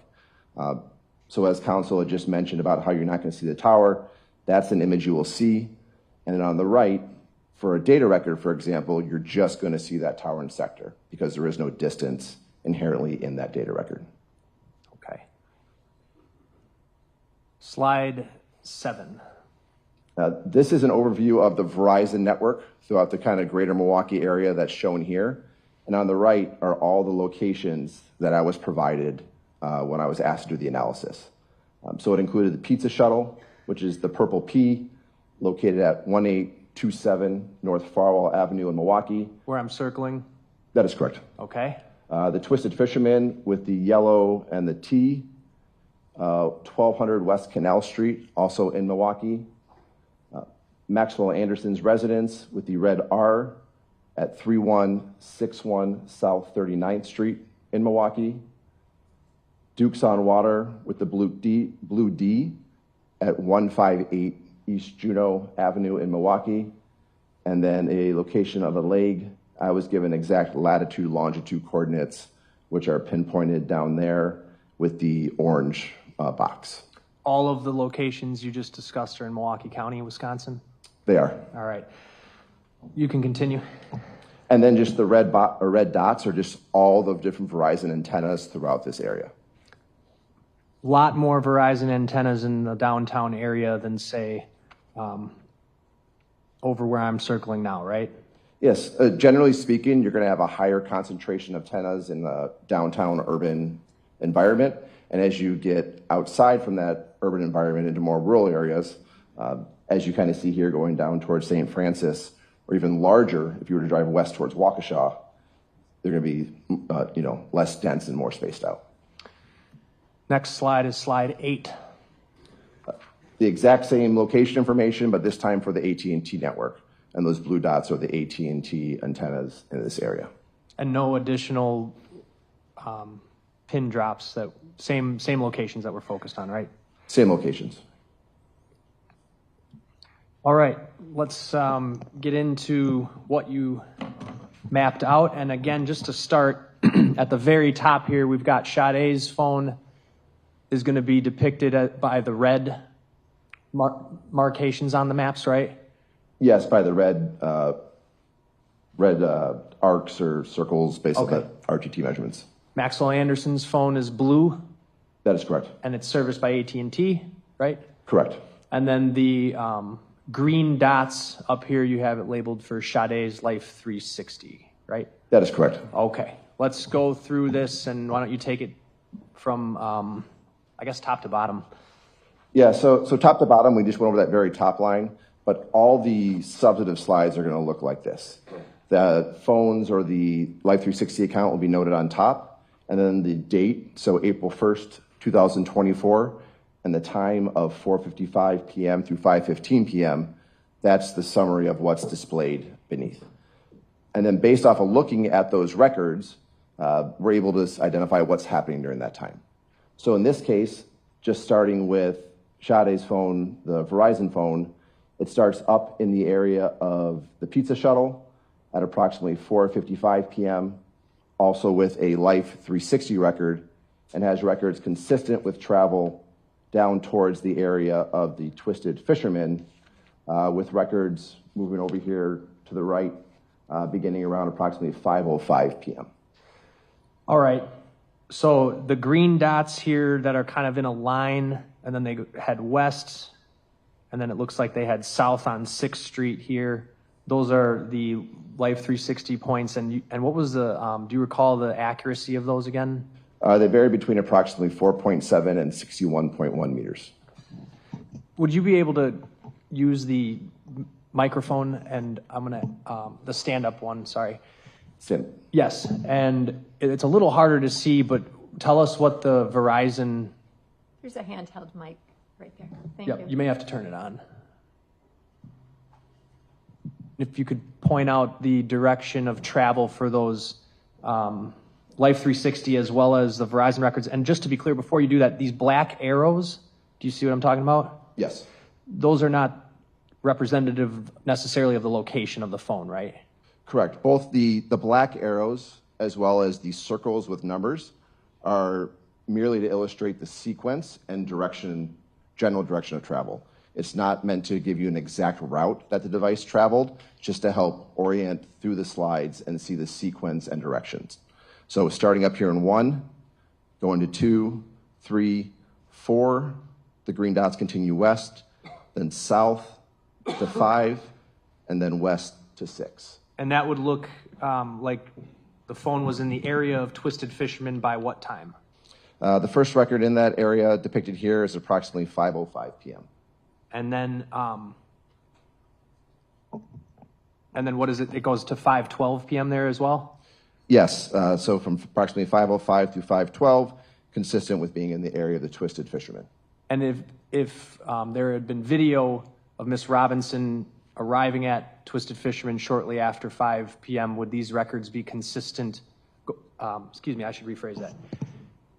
If Miss Robinson had gone from Pizza Shuttle to Twisted Fisherman in those that time frame, would these records be consistent with that movement of her car? Yes. Okay. How about Maxwell Anderson's phone? We start down here with the blue 1. The first time there is approximately 4:57 p.m. And then going in sequence 1, 2, 1 and 2 are both intersecting. So as before I talked about, you may get intersecting arcs, and you see them intersecting right in the area of the residence here towards the top. So 4:57 and then 3, 4, 5, and 6, arriving in the area of the Twisted Fisherman with the first record here at approximately 5:14 p.m.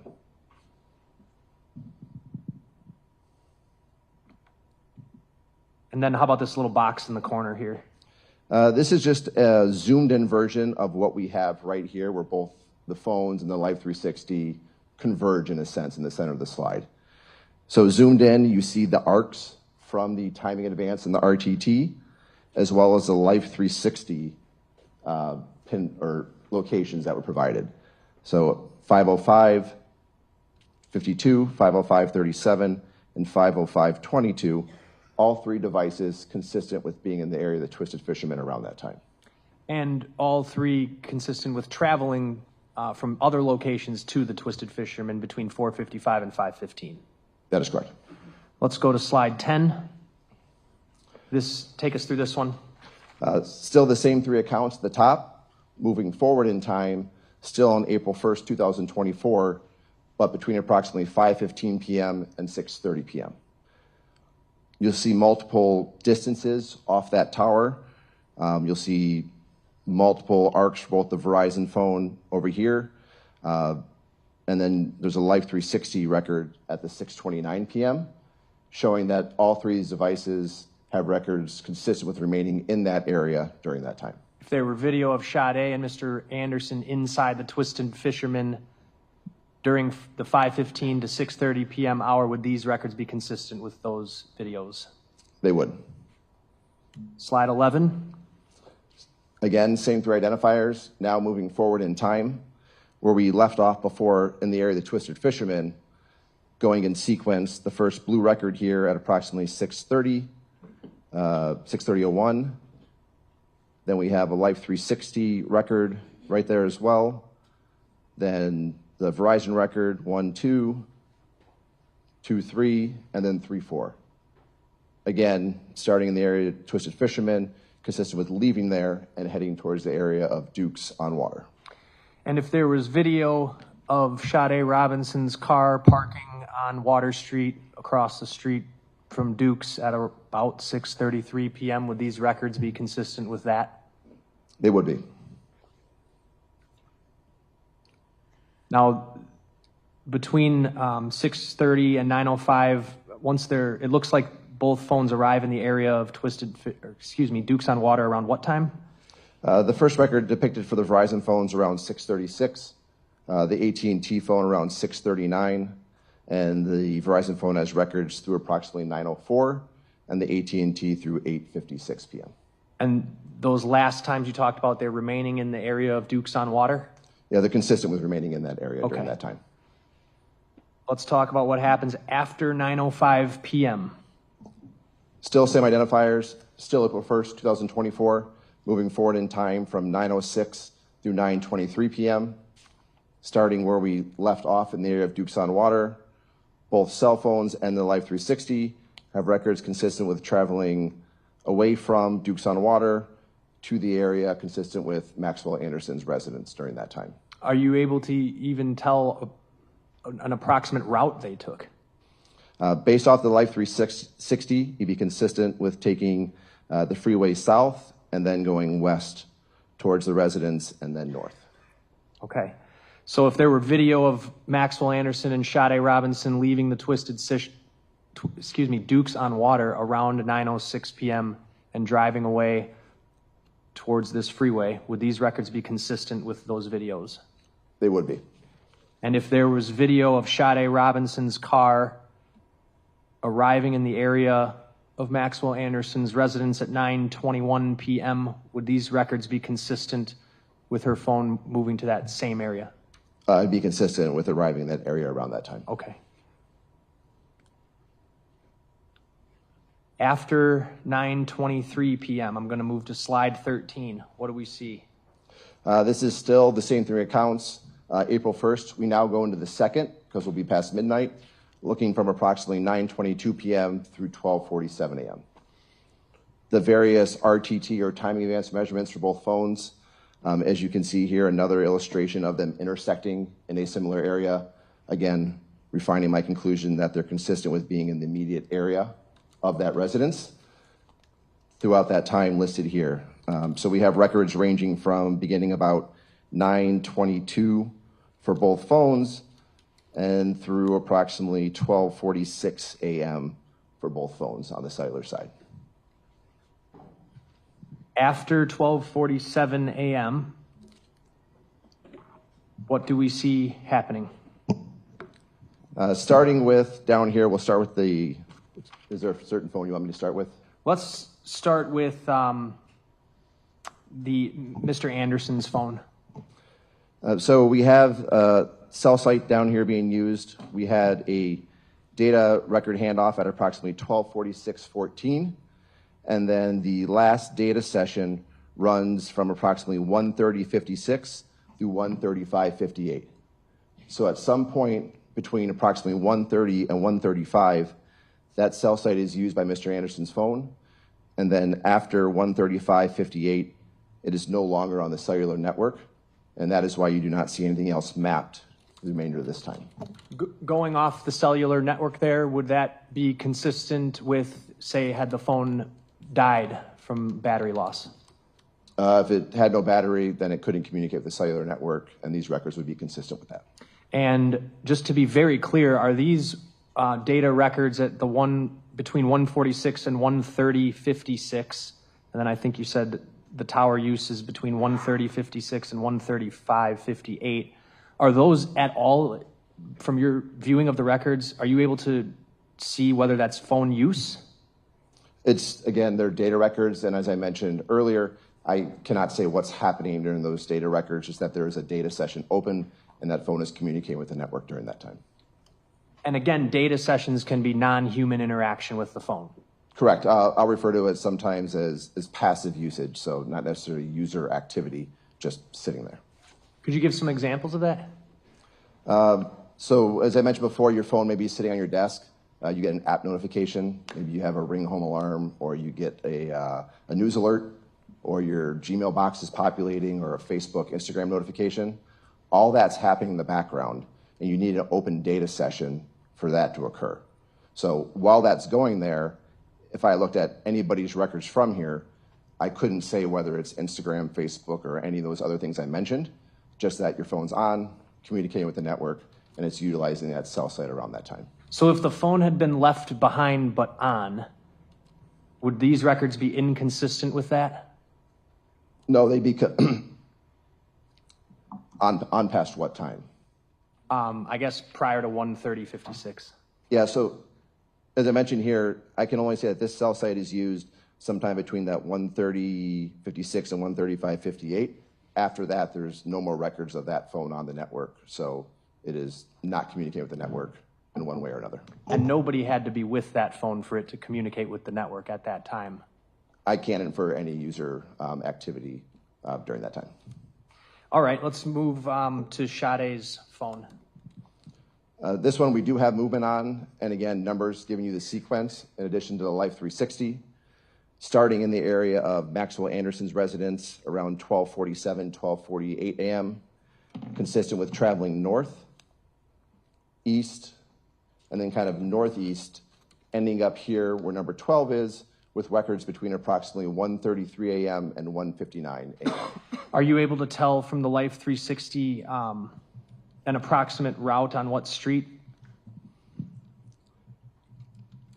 Based off of here, I believe I see 35th Street. There's a record there continuing north and then going east. So if there were video of Sade Robinson's car driving northbound on 35th Street in the 12:50 a.m. hour, would these records be consistent with the movement of the phone? Or excuse me, would these records be consistent with that video? They would. We have, I wanted you to look at number 6 here. Do you see that? Yes. Okay, what time would that be about? Approximately 12:58:48 a.m. for number 6. If there was an image of Sade's vehicle exiting the freeway at that location around that same time, would these records be consistent with that video? They would be. It appears over here, if we move forward 7, 8, and 9, that they're traveling in what direction? In a northeast then northerly direction. And number 12, as you're going up into the River West area, what's going on up there? I'm sorry, I'm going to move to strike the last answer. I heard him say they. I don't know what they means. He asked about a phone. Do you want to re-ask the question? Sure. And clarify the answer? I can do that. Thank you. What direction does the phone move after that 12:58 The phone record? The phone records are showing movement northeast and then north during that time. Towards River West? Yes. Okay, and then what goes on between about 1:07 and 1:59? There are records both kind of in this lower area, and then we have records up here, number 12, between that 1:33 and 1:59 a.m. And you have this arrow right here it's very small, but it's there, right? Yes, it's just to illustrate the arrow that showed east and then north from this area up towards number 12. At what approximate times is the phone appearing to be in the area that I'm circling here, marked off by numbers 11 and 12? So 11, the time for number 11 is approximately 1:14 to 1:16, but based off the phone's movement, it goes up towards that area and then has records consistent with moving back south and then north in that time, where the final area is up towards number 12 between approximately 1:33 and 1:59 a.m. So if there was a video from an address on Dousman right up here by number 12 showing Miss Robinson's car, would these records be consistent with that video? They'd be consistent with that area, yes.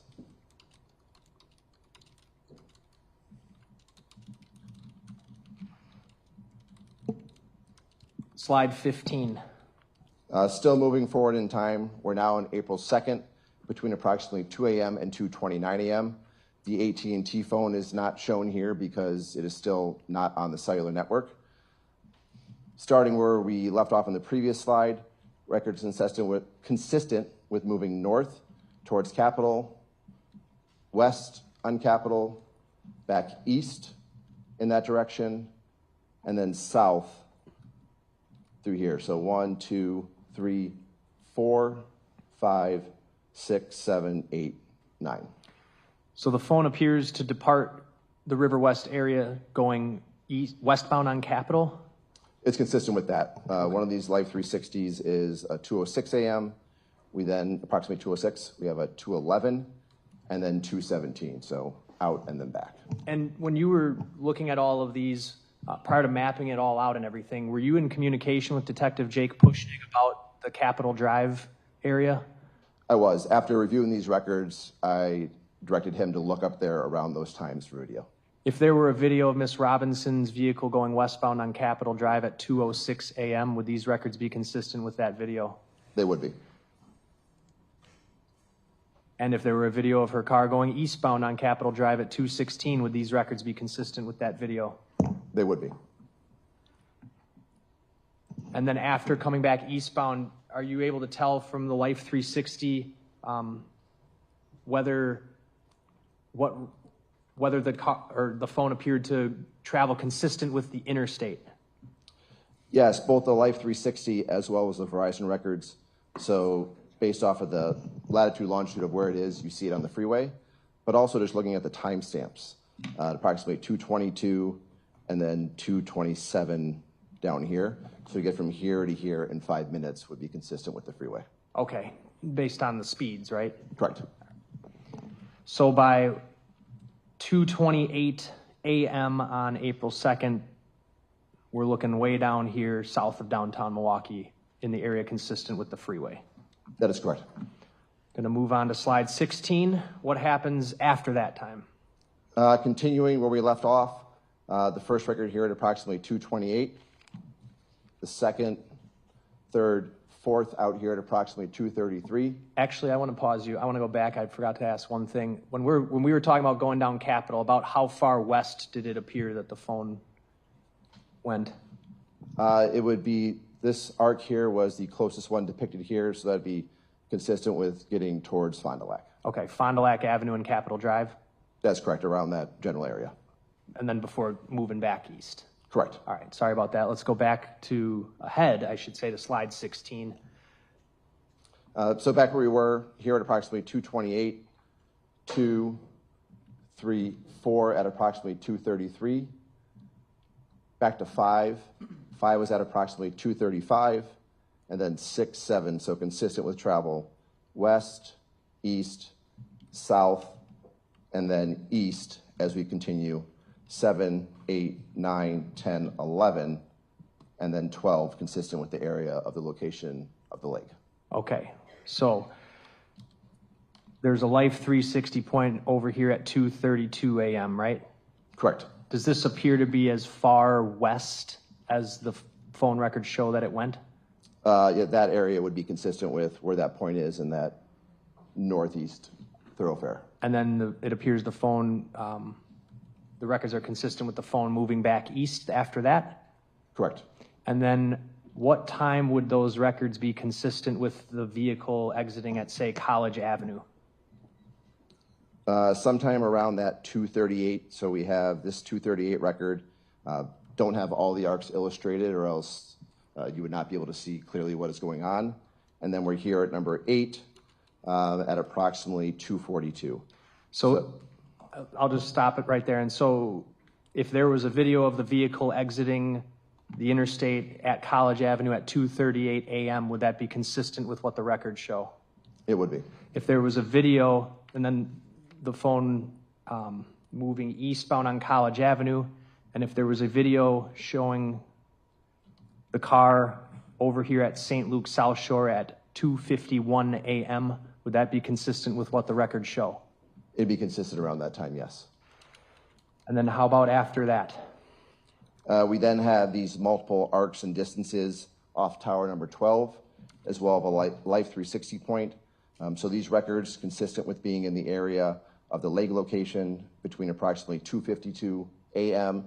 and 4:33 a.m., and then a Life 360 record at approximately 3:24 a.m. Are you able to tell from the Life 360 records whether that the phone is stationary in that position? One of the tabs that Life 360 have is they have what they call a dwell, which Life 360 says in their glossary is when a phone is at a location for a period of time. So this is the start of a time that includes a dwell period in that area.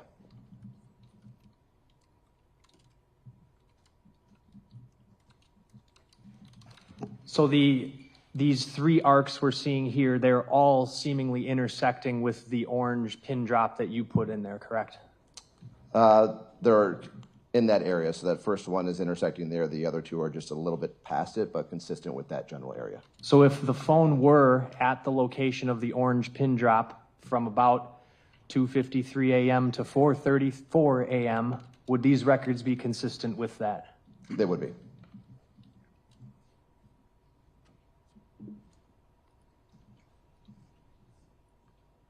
After 4:34, we're going to move on to slide 17. What happens after 4:34 a.m.? We have records consistent with movement away from the last known location in the area of the lake location. So 1, and you see these arcs getting closer and closer to that travel, which is consistent with movement. So 2, 3, 4, 5, 6, 7, and at 7 at approximately 4:39:36 a.m. is the last RTT record for the Verizon phone. Would these, if there were video of Sade's car heading northbound away from Warnemont Park on Lake Drive, where my mouse is here, after 4:35 a.m., would these records be consistent with that movement? They would be. And then over here on Howard Avenue at 4:38 a.m., would these records be consistent with that movement? Around that general time, yes. All right. And then after 4:36 a.m., what happens? There are no more records for that phone, so it's consistent with that phone no longer being on the network. No more Life 360 records? No. No more Verizon records? No. If the phone had died, would that be consistent with what you're seeing from the records? It'd be consistent with that. And Mr. Anderson's phone during this time period is where or what? There are no records of that phone on the cellular network at this time. Slide 18. This now is only looking at Mr. Anderson's phone for April 2nd between approximately 1:30 a.m. and 9:31 a.m. So that 1:30 a.m. range was around the last data session prior to it, consistent with going off the network. And then the first record of it coming back on the network is around 9:59 a.m. when a data session opens and is shown on the records. And then we have a timing advanced measurement at approximately 9:36 a.m. consistent with the area of the residence. So this 1:30, this box over here, 1:30:56, basically it's off the network from 1:35:58 a.m. to 9:36 a.m., correct? So sometime in that 1:30:56 through 1:55:58, it goes off the network, and then the first record is 9:19:59. And again, the record that tells you that requires absolutely no human interaction with the phone, right?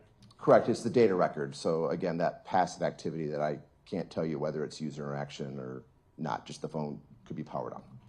And then by 9:19 over here a.m., a data session comes back on? Yes, that's the first record illustrated there using that tower, the 9:30 a.m. for the record there, and then the 9:30:36. Again, you see them intersecting consistent with the area of Maxwell Anderson's residence. Would all of these records be consistent with if Maxwell Anderson's phone was at home during the 1:30 a.m. to 9:31 a.m. time frame on April 2nd? So I can just tell you where the phone is at these times. So in that 1:30, 1:35, and then again, that 9:19 when it comes on the network. Okay. Nowhere in between because there are no records whatsoever. Correct. I cannot tell you where that phone is with no records. I want to go back one slide and ask you one more question about this one. And all of these slides we're seeing with Sade's phone moving around, are any of these points that you've mapped out here, do they require user interaction with the phone? They do not. These records are generally just the phone being powered on. And again, it could be sitting there with no user interaction and you would get all this data. Similar to the example I gave before about driving around the city with the phone in my pocket. That is correct. All right.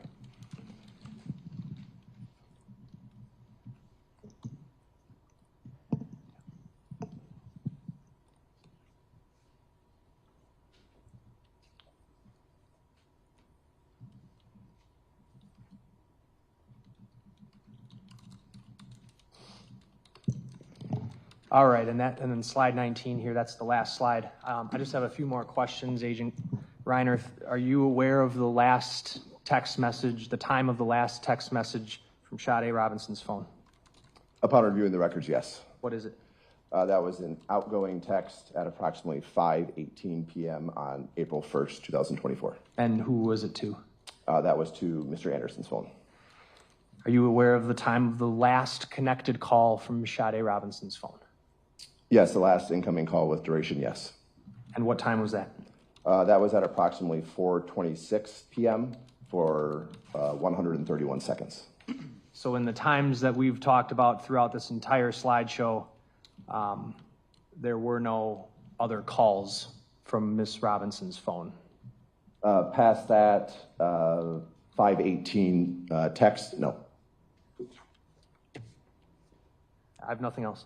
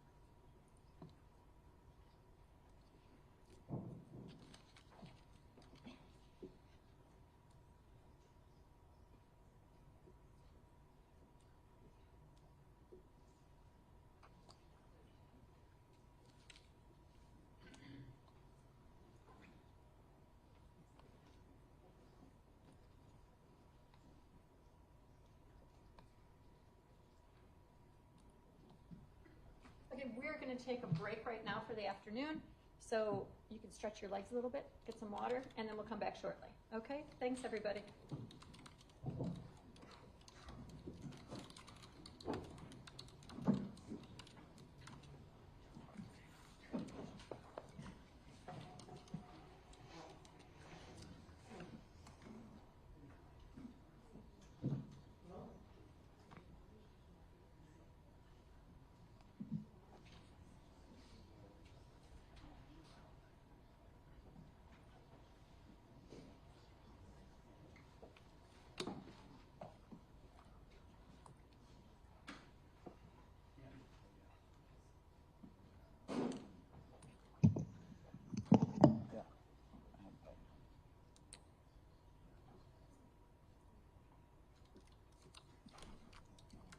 So we had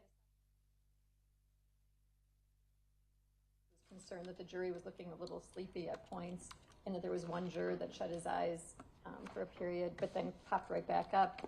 And the idea was that maybe taking a break and letting them stretch their legs a little bit might be a great idea, which I fully agree with. And state indicated that they think they have approximately 10 more witnesses left, approximately. Anything you'd like to add to that sidebar, State? Just that I'd noticed it too, but then when I looked back, the juror was back and paying attention. And I did actually mention it while I was questioning Agent Reiner. I do think that the jury has been really attentive. This jury has been really good. They've been taking a lot of notes. They've been paying attention. There is one juror I do notice that does look down a lot, but I think they've been really attentive, to be honest. I agree. Defense, any record you'd like to make? Okay, then we'll just take an afternoon break. Thanks. Do you think there's going to be more videos you're showing for the remainder of the day? Or maybe I can even open up one of these things so it's not so dark and dim in here. Or do you have more videos? I have one, but it's not one that's going to require Dimming the lights or anything? careful. It's not going to require dimming of the lights, but we will have photographs. I don't know if that would. Well, we'll try it. And Okay. if it is a glare, we'll shut them again. Okay. Then we'll take our afternoon break, everybody. Okay, so I'm glad we hung around there for the end of that because we just heard some really pertinent information from Judge Crivello there.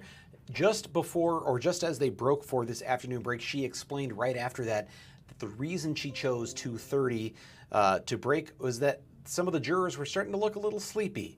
Like maybe they've been worn down by this long and winding trial with a lot of really technical testimony.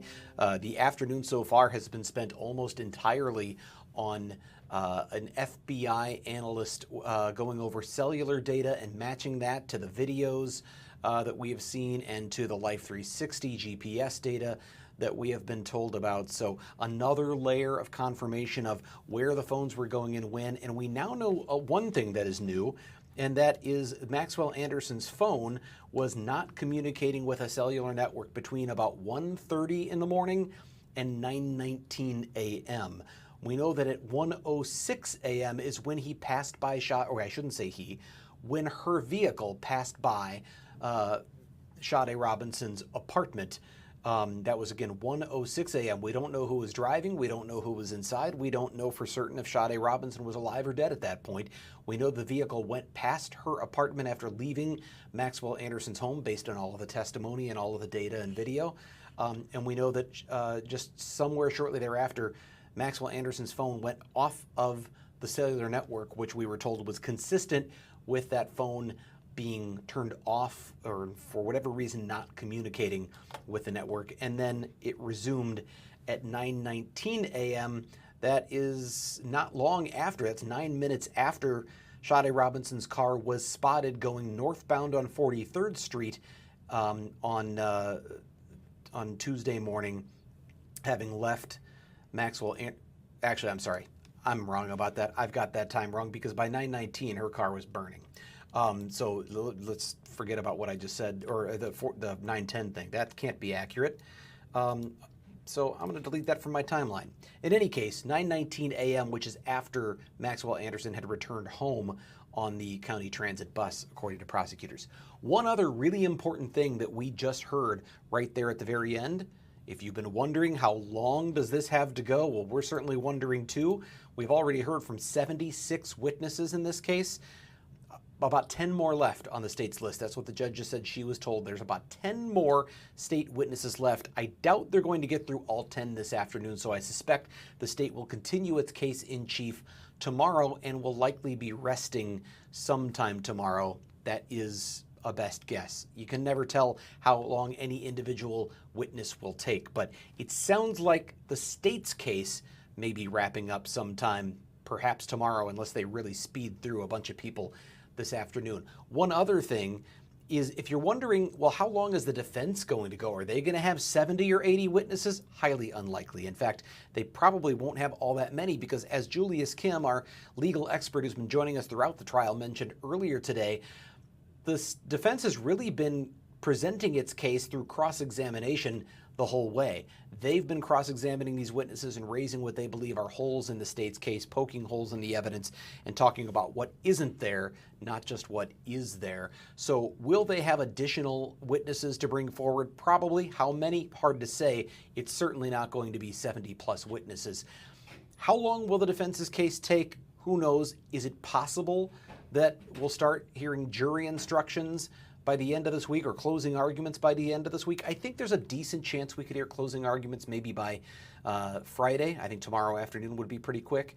Maybe by Friday. Again, I'm speculating here, but based on what we've seen, it seems to me like when you add closing arguments and jury instructions and then jury deliberation, it doesn't seem like this case is going to wrap up until probably sometime early next week.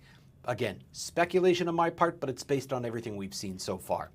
I'm going to take a break and we'll get you up to speed on everything you've missed so far today, and we'll keep our ear out for when they come back from this brief recess here on the afternoon of Wednesday, June 4th, day 7 of the Maxwell Anderson trial and the death and dismemberment of Sade Robinson. We'll be back right after this.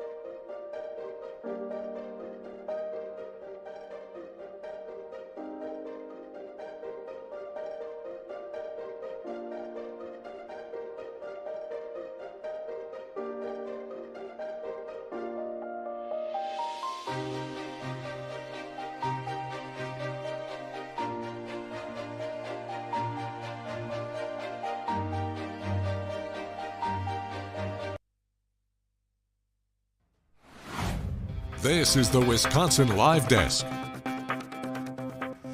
Fox 6 investigator Brian Polson here at the Wisconsin Live Desk again, Wednesday, June 4th. It's 2:40 p.m. and the court is currently in recess in room 620 of the Milwaukee County Safety Building. It is day 7 of the Maxwell Anderson trial. He, of course, charged with the death and dismemberment of 19-year-old Sade Robinson after a first date in April of 2024. Today, it's been a tale of two halves of the day so far, because in the morning we heard from 13 witnesses, just boom, boom, boom, one right after the other. There were detectives from both the Milwaukee County Sheriff's Office and the Milwaukee Police Department coming in one after the other to detail different little snippets of surveillance video and license plate camera readings that were taken from the south side by Maxwell Anderson's home, up through the interstate and all around the north side, and then of course down around the south side as well. But just detailing the movements of Sade Robinson's vehicle in the hours, the early morning hours after her date with Maxwell Anderson. The date on the 1st of April, and of course a lot of these movements on the early morning hours, the 2nd of April. That was again, they were speeding through witnesses. The second half of the day, there's been one witness so far. And that's over the last hour. It was all George Reinerth, who was a special agent for the FBI. It is the first FBI agent we've had testify so far in the trial, the 76th witness to appear for the state so far. And he was with what is known as the Cellular Analysis Survey Team, tracking cell phone movements and cell phone tower signals. And you might be asking yourself, well, I thought we already knew about this Life 360, which is GPS movements that are provided by one source. He was actually coming in with some cellular data that he has analyzed, looking at the direction that a phone is from a particular tower, and then also the distance it is from that tower, which gives sort of a range or an area where that phone could be at any given time. They tracked both Maxwell Anderson's phone and Sade Robinson's phone movements throughout the area, and particularly Sade Robinson's. The question was at each point, is what you're seeing on your FBI map consistent with what we've seen in the video? Is it consistent with the movements of Life 360? And in each case, he answered that yes, it was. So it's another layer of evidence that the state is presenting to show those movements. And I think we've got a variety of maps that were drawn earlier today that kind of demonstrate some of those movements. It was Detective Joanne Donner, who's been on the stand 5 times now. And let's see which one I want to pick first. I think it's probably the one that leaves from his house. Let's see if I'm going to give you the right one here. No, I don't think that is the one. Which one did I want to pick? I don't know. Delaney, if you know which one I'm looking for. There it is. Thank you. See, that's why I've got Delaney back there. Thank you so much. Down at the very bottom, that's Maxwell Anderson's house.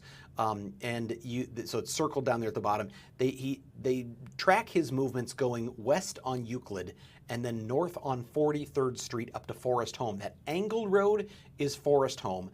Takes that up to 35th Street. Again, these are the movements that prosecutors are saying and detectives are saying Maxwell, or I should say they believe it was Maxwell Anderson, but they're saying that Sade Robinson's vehicle took in those morning hours. So goes up Forest Home to 35th Street, and that long north-south strip, that's 35th Street, all the way up to the Menominee Valley and to I-94.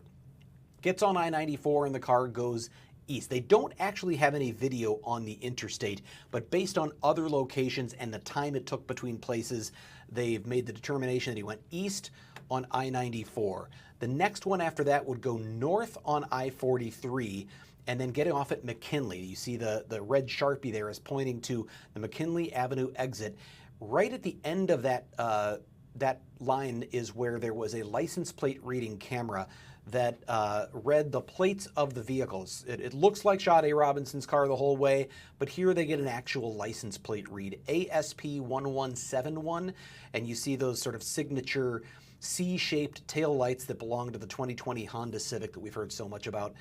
That is Sade Robinson's license plate. That is the vehicle that is registered in her name, so it verifies it at 1:02 a.m. on April 2nd. That car was at McKinley, headed east, and it was headed toward her apartment complex because it wasn't long after that that the car is spotted going past, there it is, going right past the Brewers Point Apartments, which is right next to Lakefront Brewery on Commerce Street. This is on the Lower East Side of Milwaukee. And while the timestamp up there says 11:06, it was actually, that's Pacific Daylight Time, you notice. If you go to Central, you make the conversion, it was actually 1:06 a.m. on the 2nd of April. So 1:06, it's going past Sade Robinson's apartment. From there, it continues up into River West.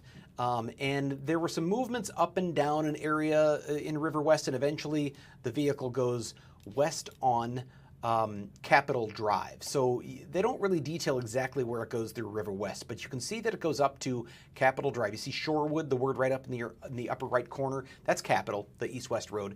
And then it travels west across the interstate and all the way out to Fond du Lac, which is that diagonal road that comes in from the northwest to the southeast. It gets all the way out to Fond du Lac and at some point makes a U-turn, comes back again east on Capitol Drive, then south on I-43, continues south through I-94, and then eventually ends up down in the area of the airport. But before it actually gets down there, it makes another left turn, or I guess it'd be a right turn, but another turn west down I-94 and circles back one more time. Then it comes down I-94 to that circle at the bottom left corner. That circle is the exit at College Avenue. From there, it goes east on College Avenue and eventually ends up all the way to the right side of your screen where that Sharpie tip is. And that is pretty much in the area of Warnemount Park, just a little bit beyond that to the north and to the right side there. That is where Sade Robinson's leg was eventually found. The phone doesn't get much farther than that. It goes a little bit farther before the signal dies and goes off the network. So that's the stuff we've been hearing about so far today, is just those movements. That's really kind of the big thing. It was interesting right before the court took that break for a recess, or just after she sent the jury out of the room, we heard Judge Crivello saying, well, some of those jurors looked like they were getting a little sleepy. She saw one guy close his eyes for a bit, but then he popped back up. She just felt like maybe it was a good time to get him to stretch their legs, kind of wake them up a little bit. There's been a lot of really technical testimony showing an awful lot of video clips, a lot of dates and times and locations, and then you've got this FBI expert explaining how cell tower location works. This is the stuff that is important to proving a case, but it's not all that exciting, and keeping the jury's attention is obviously a challenge. We heard Julius Kim, criminal defense expert, saying, I think he's losing the jury. I think the prosecution's going into too much detail and losing the jury. I certainly won't judge that, but that's his expert opinion on that. What's left? Well, we heard the judge say also, after she had sent the jury out of the room just a few minutes ago, she said, the state tells me they've got about 10 witnesses to go. We've heard from 76. It is unlikely we're going to hear all 10 this afternoon, so at the very least, the state's case in chief is likely to follow into Thursday, day 8 of the trial. But there's a good chance that the state is going to rest its case sometime tomorrow, just based on that comment from the judge that there's about 10 witnesses left. Can't guarantee anything. I'm not making you any promises. Don't come back to me later and say, Brian, you told me the state was going to rest Thursday and they didn't, because I can't tell you for sure. But it sounds, based on the pace of the way things have gone, like that's where this is going to go. Then the question is, how many witnesses will the defense call? And I have absolutely no idea, but it's not going to be 76. I can assure you of that. It may not be very many. One of the state's, or the defense's, I should say, key witnesses was, we thought, going to be the downstairs tenant. That was that Pete Warbington, but the state called him. The state talked to him about what he heard and didn't hear, and ultimately the defense really asked all of the pertinent questions during its cross-examination of Pete Warbington. Okay, Delaney tells me in my ear that Anderson is back in court, so the jury should be back soon, and they'll be resuming testimony this afternoon. So the state, again, 76 witnesses in, maybe about 10 to go before it wraps up its case in chief and hands things over to the defense. And then after that, there will be jury instructions, and there will be debate over those jury instructions, and then eventually the jury will deliberate. I hear they are back. We're going to send it back out to the Milwaukee County Safety Building for the rest of the afternoon session, unless there are any further breaks. Good afternoon. Is there anything to address on the record before we bring the jury back? One small thing, Judge. After this witness, I will have a short witness, and then I will have the DNA analyst, who may take some time. And then after that, I would be requesting just a brief recess before the next witness, who's a civilian. Okay. Not long, just like 5 to 10 minutes maybe. Okay, you think we can get through all that today? Yes. I'm hopeful. Okay, Yeah. I like Attorney Newport's positive attitude. Okay, let's bring him in.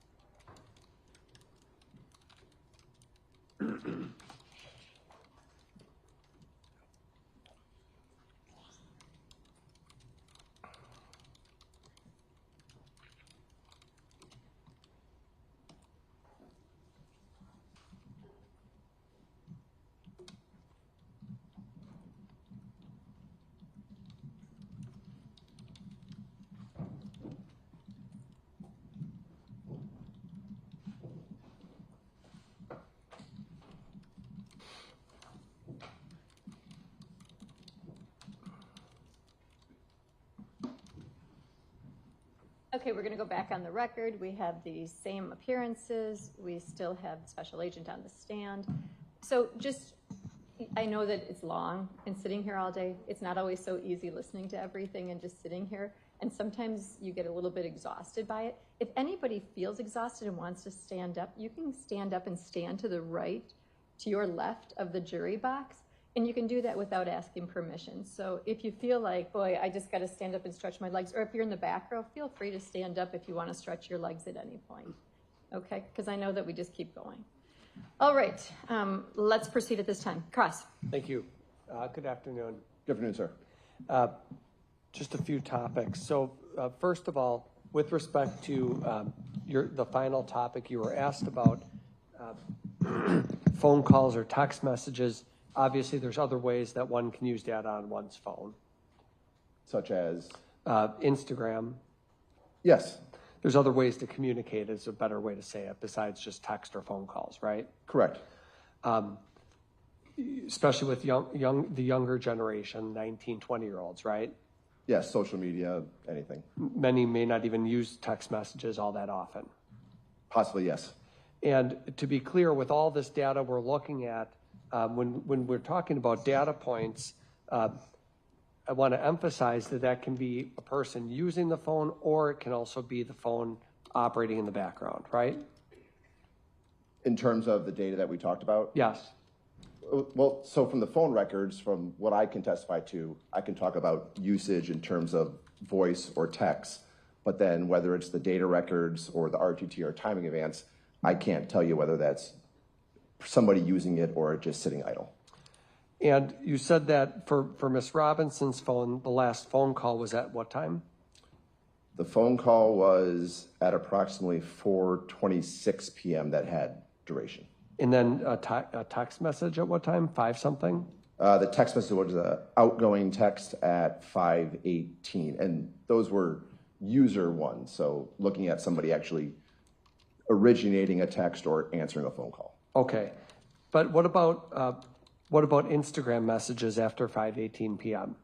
I have no information about any of that. Or Facebook messages or Snapchat messages? I have no information about any of that. Why do you not have any information on that?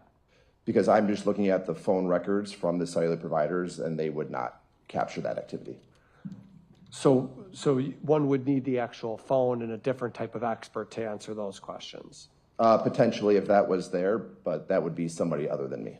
Okay. Now, with the data you selected, were you the one who chose this data to look at, or was it provided to you? The date ranges specifically. Oh, the date ranges were provided to me. So this material, when you compiled your PowerPoint presentation, this material came from someone else, right? The records came from the cellular providers, and then the dates and locations came from investigators. Okay, so investigators say, we want you to look at April 1st and April 2nd, and then you plot all the data, right? Yes, and they give me the locations, and they ask, what did the phones do, or where were they at during that time? And I have up on the screen page 16 from your PowerPoint presentation. You can see the number in the bottom corner, right? Yes, sir. You said something before on direct examination about Life 360 providing, I think you used the expression dwell periods. Did I hear that correctly? Yes. What is a dwell period? So per their glossary, they referenced the dwell when a phone was in a period, I don't recall the exact time range, but when it was in a location for a period of time. Stationary. All I can say is dwell is because that's what they call it, so I can only say dwell. Okay, but when we were looking at slide 16 specifically is when you mentioned the dwell period from Life 360. Why did you mention that at this point?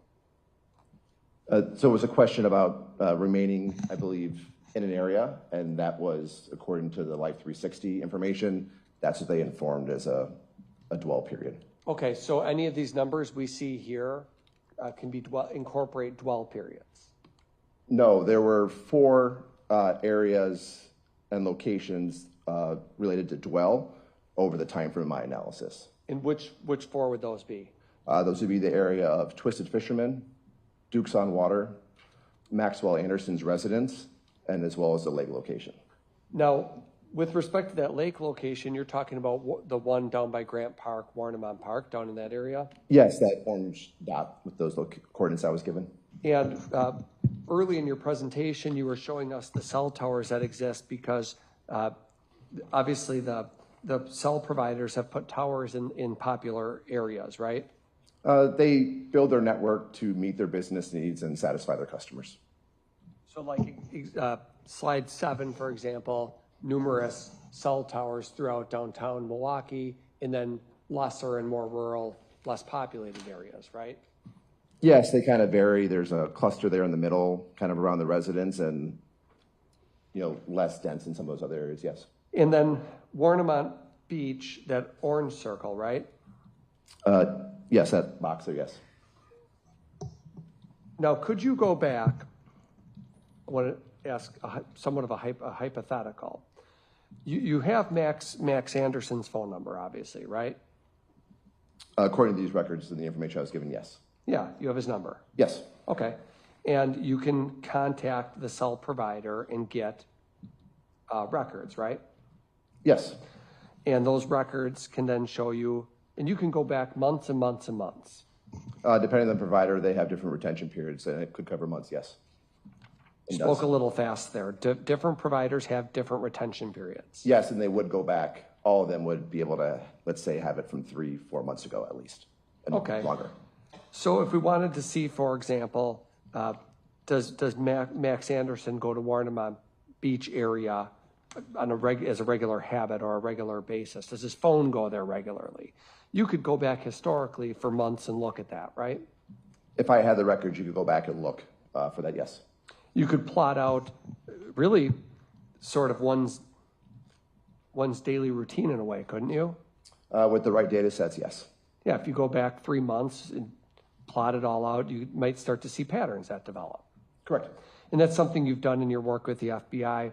I think you were speaking about it right out of the gate, that sometimes you want to do a profile and go back and develop someone's pattern. Yeah, I would refer to it as a pattern of life, yes. It's a better expression, pattern of life. Yes. Phone goes from this home in Madison to Milwaukee. It seems like every day from 8 to 9 a.m. they're going this distance, might draw an inference that they commute to work, for example, right? Correct. So did you ever go back and look at whether Max Anderson's phone has any pattern of life going to Warnemont Beach? I did not. Well, we know, obviously, I mean, what this data tells us today is that obviously for April 1st, April 2nd, Max Anderson's phone and Sade Robinson's phone were in similar places, Twisted Fisherman and Dukes, for example, right? That is correct. Okay.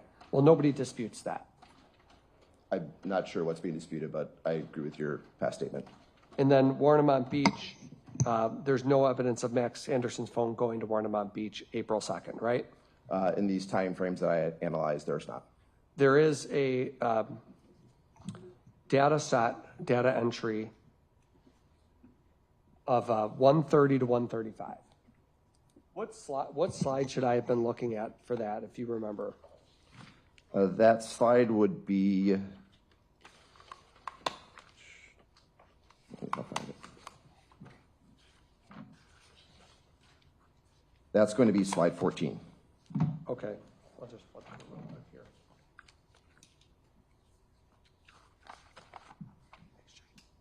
Okay, so just to recap this point, on slide 14, from 130 to 135, there's a data session with Mr. Anderson's phone, right? That's what you testified to?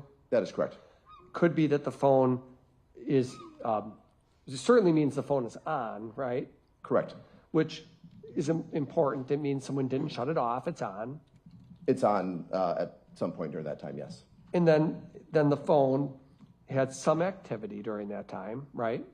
Correct. There was data transfer between the phone and the network. Could be by a user using it. It could be. Right, it could be. Or it could not be. Correct. I can't tell you either or. But in any event, you know for sure that phone is down in that area where we have the number 1, right?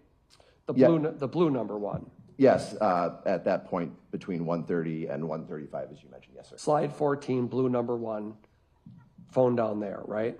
Yes. Which is consistent. If one has their phone on them, it's consistent with a person being in that area. It's consistent with a phone being in that area. Were you given information about Max Anderson's home address, for example, to look at that as part of your analysis?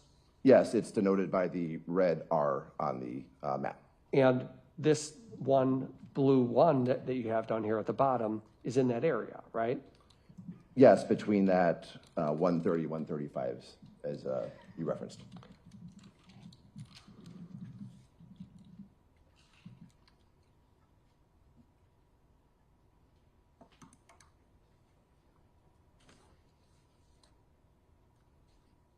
One minute, please.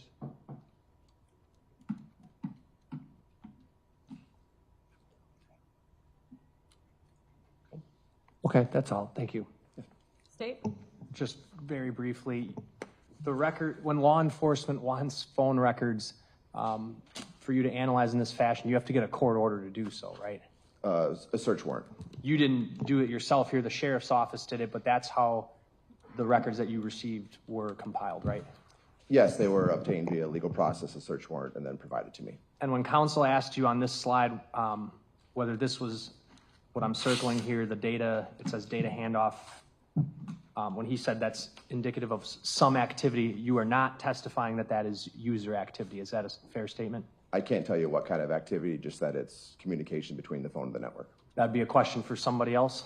Yeah, somebody else that would have other data sets or information.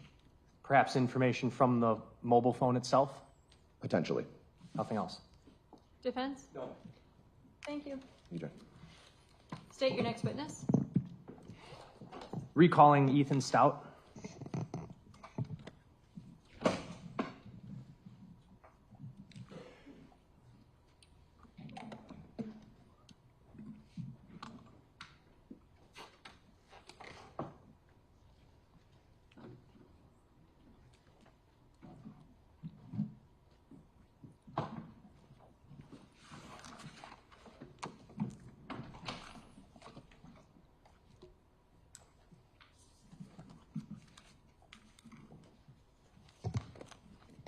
Do you solemnly swear that the testimony you give in this matter will be the truth, the whole truth, and nothing but the truth, so help you God?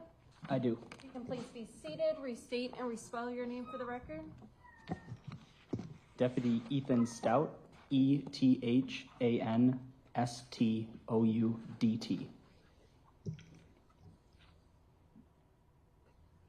Deputy Stout, at some point in April of 2024, while you were investigating this incident, the disappearance of Sade Robinson, did you learn that Maxwell Anderson had worked at Victor's?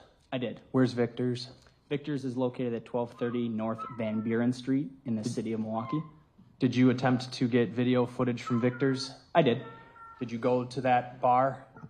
I did. Club or whatever it is? Okay. Were you able to get video from the video system itself there? I was not. Did you get video from there? Yes. How'd you do that? The manager of the bar at the time had short clips on his cell phone that were, I guess, recordings of the recording, if that makes sense. He used his phone to take a video of the computer screen that was displaying the video. And how many clips did you recover? There were 2 clips. I've got Exhibit 280 on the screen right now. Do you recognize this? I do. What is it? That is the entranceway or front entrance, I guess, for Victor's Bar Nightclub. This is one of the clips you retrieved? It was. Move 280 in. Any objection? No. Received. All right. On these 2 clips, what are we going to see in some? In one of the clips, we will see Miss Robinson enter the bar and then go off screen. And then in another clip, we will see Mr. Anderson and Miss Robinson appear to exit the bar and go off screen. On one of these clips, are you able to see the date briefly? Yes. Do you know what date and time approximately that clip is from? Yes, March 29th of 2024, and I believe it's around 11:37 p.m. So that would have been the Friday night before Miss Robinson went missing? Yes. I'm going to play the first of the two clips. The first one's 15 seconds long.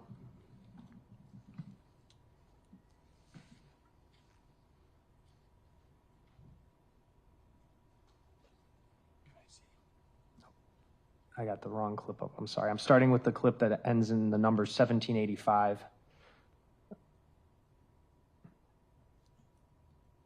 All right, I have it paused at 3 seconds. This clip is 34 seconds.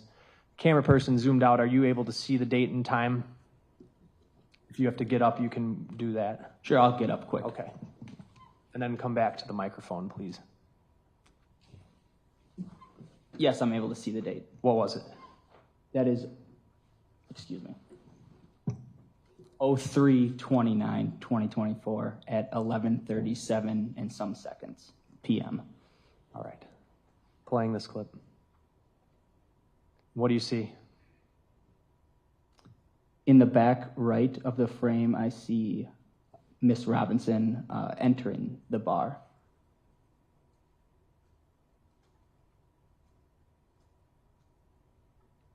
She says hello to a bouncer or somebody? It would appear to be a bouncer, yes. And then the second clip, which has the numbers in 1708. What do you see here? Coming out of the frame is Miss Robinson and Mr. Anderson. They exchange pleasantries with people at the door and then exit out the door to the parking lot or street. Does it appear they're walking together? Yes. There's no timestamp on that second clip, but based on her clothing, Miss Robinson's clothing, does it appear to be that it would have been that same night when she was leaving Victor's? It appears so, yes. Nothing else? Cross. It was just Mr. Anderson walking her out the door on the second clip, right? It appears so, yes. And they appears friendly with each other, right? Yes. And did you do any other searches at Victor's when you were there? I did not. Okay. One question I had about Victor's is whether you asked the owner whether there's any storage areas for employees to keep their belongings. Did you ever look into that? I did not. Okay, that's all. Dave? Nothing else? Thank you, Deputy. State your next witness. Sharon Polakowski.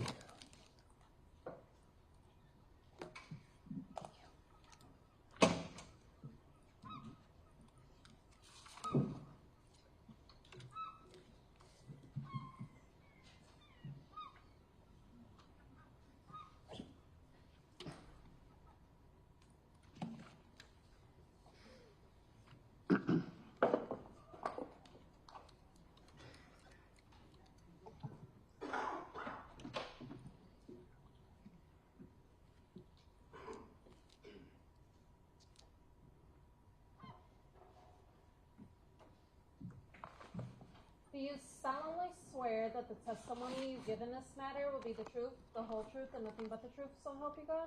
I do. If you could please be seated, state and spell your name for the record.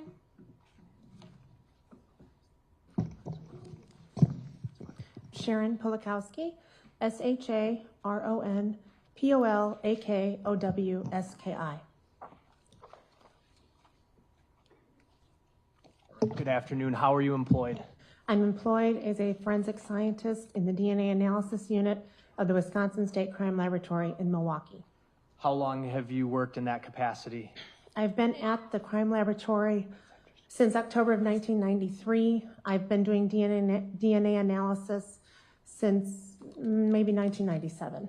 Can you just discuss the background training and education that you have, and then, since you've been there since '93, the continued education and training in the field of DNA analysis that has gotten you to where you are today? Sure. I have a Bachelor of Science degree in recombinant genetics with a minor in chemistry that I received in 1992. Since I was working at the laboratory, I received training there in what is known as serology, which is body fluid identification and characterizing stains with methods other than DNA. I've also received training in 2 different types of DNA analysis at the laboratory and have continuing education every year. How many trained DNA analysts are there at the crime lab? Around 20 or so. And are you dispersed in multiple labs throughout the state or just in the Milwaukee lab? Oh, well, there's a laboratory also in Madison that has another set of analysts. What is DNA? DNA has been called sort of a biological blueprint, and that's really what it is. It contains all of the instructions that make a plant, an animal, and each of us who we are. It's found in all of your cells except for red blood cells. You get half of your DNA from each of your biological parents. It's the same throughout your body and throughout your lifetime. Do any two people have the exact identical DNA? Identical siblings, for our purposes of testing, will have the same DNA, so we can't tell them apart. We would expect that unrelated people would have different DNA profiles. Other than identity, okay, I think you just answered my next question. So other than identical siblings, unrelated people would have different profiles? That's what I would expect, yes. And how is it that you can go about identifying someone's DNA profile? We use a method of testing known as short tandem repeat DNA testing. And what is that? Short tandem repeats are different areas of DNA that have pieces of DNA that repeat different numbers of times in different individuals. Since you get half of your DNA from each of your biological parents, you can think of it like beads on a string, one string from each parent. At one location, one of your parents may have given you 5 beads and your other parent gave you 7. So at that location, your type would be a 5-7. Other people may have the same type at that location, but as we look at the different locations, there's differences between individuals. And we currently look at 23 different locations. How is it that you can go about identifying a specific person's DNA? Are you given something? We are given standards from individuals to compare to samples from evidentiary samples.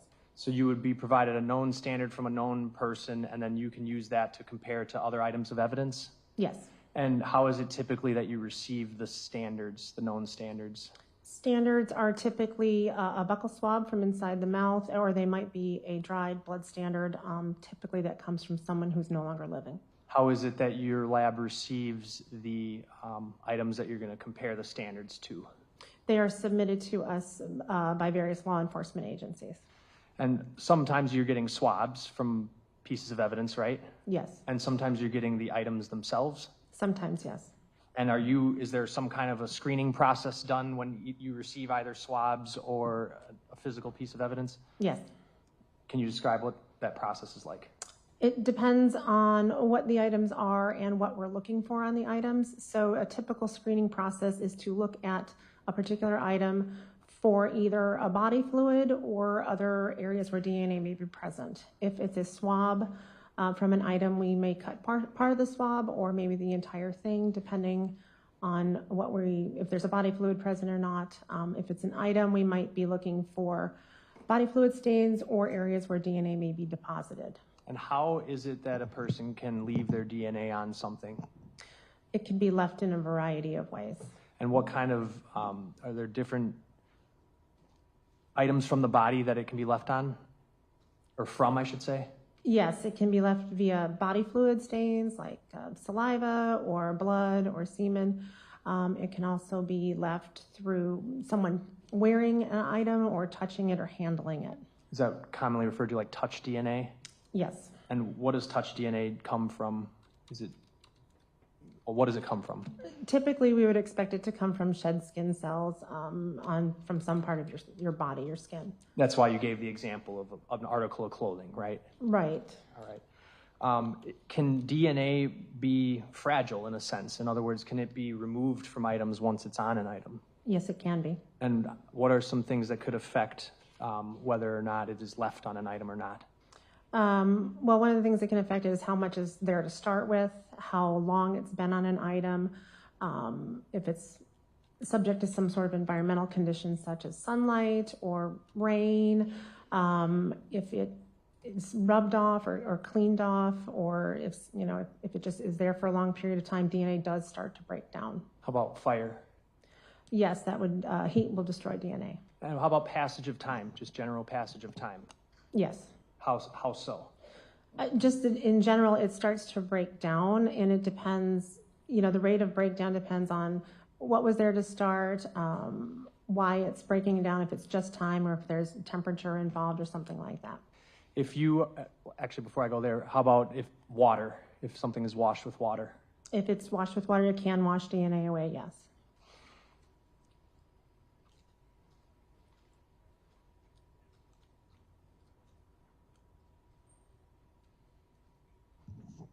And just because you touch an item, do you always leave DNA? I'm not sure if you would or not, but it may not be in an amount that we would be able to detect. All right, so when you receive items of evidence to analyze and you're able to see that there is DNA on that item, does that necessarily mean that you're going to be able to identify whose DNA that is? No, not necessarily. You may not have the appropriate comparison standard, right? That's correct. And another reason might be just because there's not enough DNA left? There might not be enough, or in terms of identifying it, we don't always identify a particular person. We do comparisons and decide if it's consistent or if they could be included in a mixture or not. So it might not be as definitive as what you're asking. So in other words, you use a comparison method when there's mixtures, right? Yes. And you even though the DNA is there, you may or may not be able to say if someone's profile is consistent with being in that mixture. That's correct. What are some of the things that could affect your ability to do that? How complex the mixture is, in other words, how many people's DNA is there, if it's a low-level mixture or partial because it's low-level. If the person is a very low-level contributor, would be a lot of uncertainty, and we may not be able to make any kind of conclusion. Okay. Did you prepare numerous reports related to this case? I did. And I guess that goes without saying you received a good number of items related to this case for DNA analysis, correct? Yes. I'm going to show you exhibits 436, 439, 440, and 441.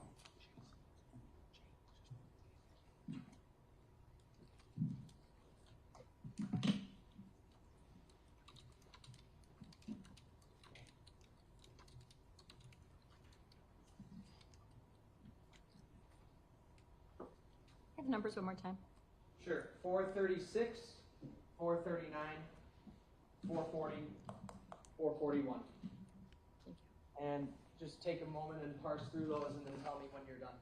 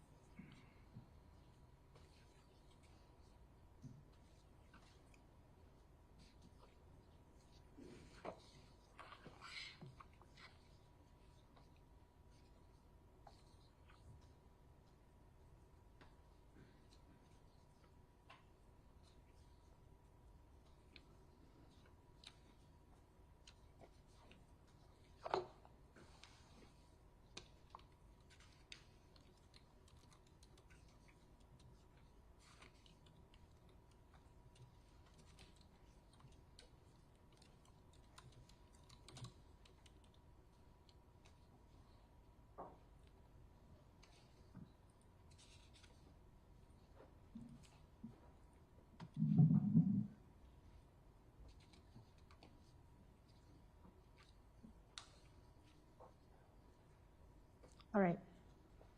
Are all of those copies of reports you prepared for this case? Yes, they are. I'd move 436, 439, 440, and 441 into evidence. Any objection? No. They're received. And you know that because your signature's on them, right? Or a copy of your signature? Yes. Okay.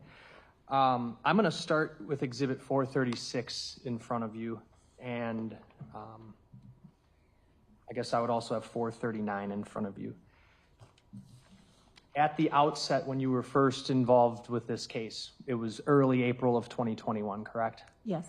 And you received items related to the recovery of at the time, unidentified human leg that had been found at Warnemont Park, right? Yes, it was actually 2024. I'm sorry, 2024. Thank you for correcting me. Yeah, yes. Were you then provided with known standards or items that you were going to try to identify known standards so that you could compare to the swab from the leg found at Warnemont Park? Yes, Was one of those items a toothbrush it was. from Sade Robinson's apartment? Yes. Okay. And then you also received a buccal swab standard from Sade's mother, Sheena Scarborough, correct? Yes. Could you tell the jury regarding the toothbrush and the buccal swab standard from Sheena Scarborough, were you able to, well, what did you do with those items? I swabbed the different areas of the toothbrush to get a DNA profile from it. I obtained that and then compared that to the standard from Sheena Scarborough to see if, in fact, they shared DNA at each of the locations. What did you find? That they did, and that the person on the toothbrush could be a biological child of Sheena Scarborough. All right. And then did you, so going forward, did you use that toothbrush DNA profile as sort of the known standard for Sade Robinson? Yes, based on that, I said I would use that as her standard. And did you compare the known standard for Sade Robinson to the sample from the leg from Warnemont Park? Yes. Can you tell the jury how you did that analysis and what conclusion you came through on that? So basically a profile was developed from the leg and compared to the toothbrush I was using as the standard from Sade Robinson. What was your finding? That the two profiles were consistent and that the probability of randomly selecting an unrelated person with that profile from the population is not more frequent than 1 in 1 quadrillion. So does that strongly suggest the leg is Sade's leg? Yes. Okay. And then you got known standards from a number of other body parts. So it's not known standards. You got swabs from a number of other body parts that were recovered after that first date you became involved in April, right? Yes, some were swabs and some were bloodstain cards. And which of those did you analyze to see if it was Sade? I looked at a bloodstain sample from a foot/flesh, swabs from flesh, swabs from muscle of left foot and flesh, and bone marrow swabs, as well as swabs from calf and flesh and from proximal bone surface. Did you come to the same conclusion about all of those? I did. And what was that conclusion? That they are consistent with the standard from Sade Robinson, and that the probability of randomly selecting an unrelated person with the same profile is not more frequent than 1 in 1 quadrillion. Later on, you received a standard from an arm that had been recovered in Waukegan, Illinois, and similarly compared to Sade Robinson's, correct? Yes. And what conclusion did you come to that swab? I came to the same result, that it was consistent with her. I'm not sure. I think it's 439. Thank you. You put that in a different DNA report, right? Yes, that was later. And the statistic is the same. Okay. Part of the reason that shows up in a different report is because it was recovered so far later in time, right? Yes, I had already issued the other report. Okay. I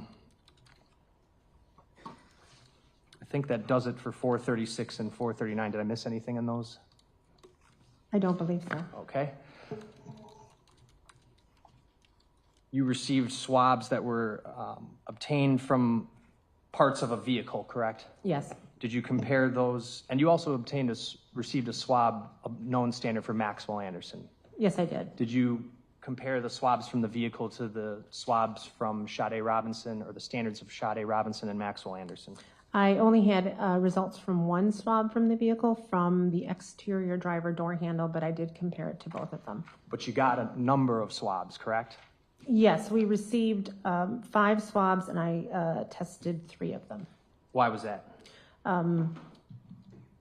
Those were the 3 that was originally asked to test, from the exterior driver door handle, the exterior driver rear door handle, and the exterior trunk latch. And of those 3 swabs that you were asked to analyze, were they all even suitable for further DNA analysis? No, only the swabs from the exterior driver door handle were. Can you tell the jury why some aren't suitable, and what you used to make that determination? Sure. They did not have enough DNA to go through our process.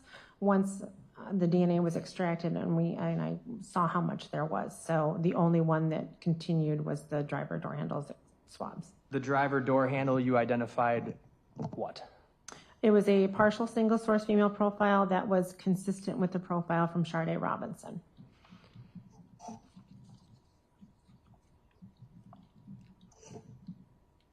I want to move on to Exhibit 440.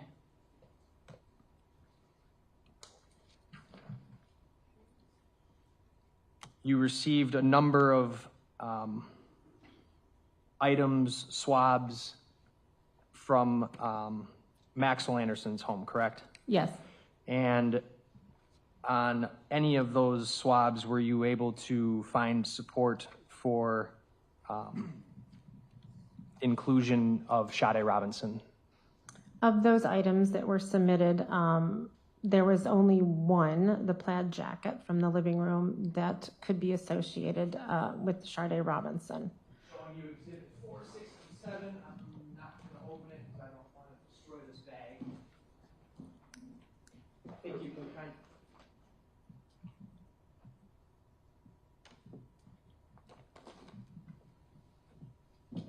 need to use a mic. All right, you can see this bag. Is there a crime lab sticker on the bag? There is. I'm going to turn a little bit, point out to the jury where it is. The yellow barcode label has our case number, R24-952, and our item designation of F. And that's how you know the item is the actual thing you examined? I actually did not examine this item, as someone else did the screening on it. Screening, why don't you discuss that? So a different analyst looked at this item and took swabbings from 3 different areas to attempt to develop DNA profiles from those. And you analyzed those swabs? Yes. Okay. Before we get into that, there were other swabs from like sheets, a duvet cover, pillowcase, walls, that sort of thing, right? From the house? Yes. Those are what you were not able to find inclusion for Sharday Robinson, correct? Right. Of the ones that were examined and gave us results that were able to be compared, none of those have any inclusionary. She can't be included on any of them. Okay. Let's talk about the plaid jacket that's in front of you there. I think there's an exhibit sticker. Can you tell us what the exhibit number is? I think it's right there. 467. And that would be crime lab item what? Be our item F. F, and that's what's on that yellow sticker? Yes. How many swabs from the plaid jacket did you do DNA analysis and comparison on? There were 3 separate areas that were swabbed: the exterior right sleeve, the interior of the front pockets, and the exterior left sleeve. Start with the exterior from the right sleeve. What did you do? How did you do the analysis? And then what did you find? Well, I did the analysis the way we would do any other DNA analysis, through the same steps to get the data.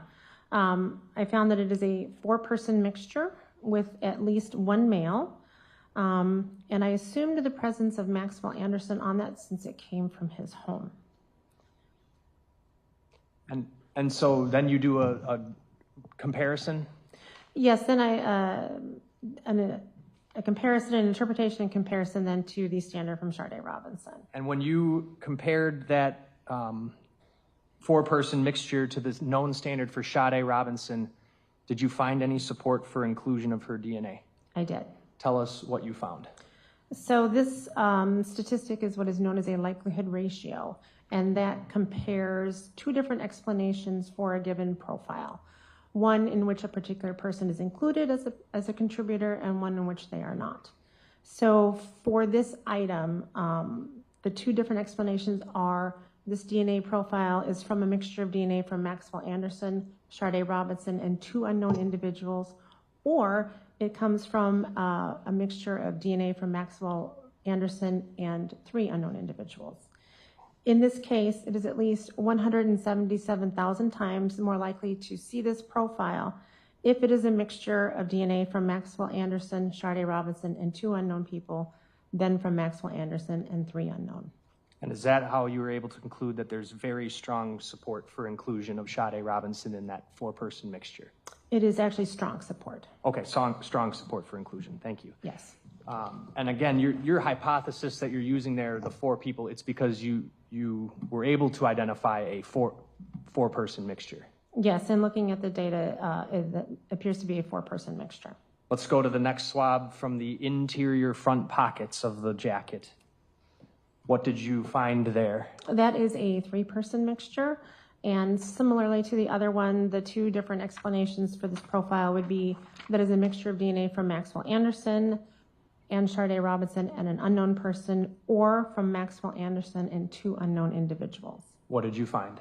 In this case, it is at least a quadrillion times more likely to see this profile if it's a mixture of DNA from Maxwell Anderson, Sharday Robinson, and 1 unknown than if it's a mixture of DNA from Maxwell Anderson and 2 unknowns. And that one is very strong support for inclusion of Sharday Robinson in the mixture? It is.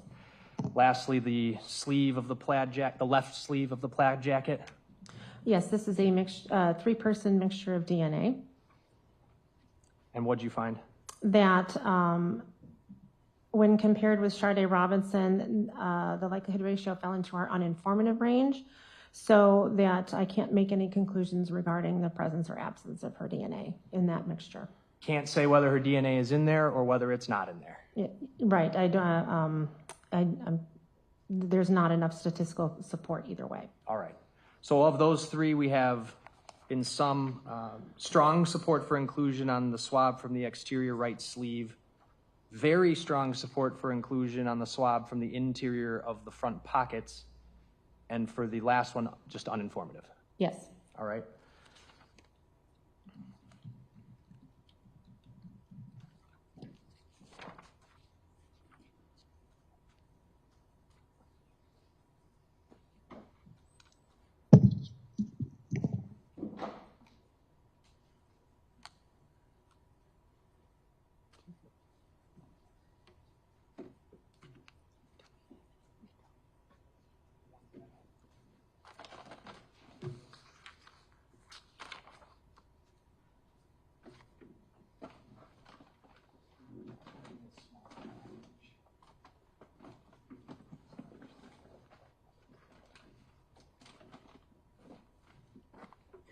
Handing you exhibit 455. Are you able to tell whether that was an item that was screened by the crime lab? Yes, it is. And what is that item? This is an item containing 3 gloves and I believe a rock that had blood on them. It is crime lab item AT, and then sub-designated into AT1, AT2, AT3, and AT4. Specifically latex gloves, right? I believe so. Again, I did not look at these, but I read the notes of the person who did. All right. And those were screened, and then you analyzed the screens. Yes.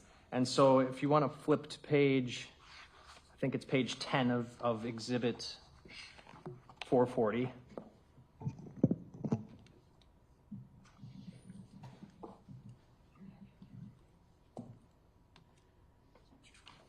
Just let me know when you're there. It's page 15.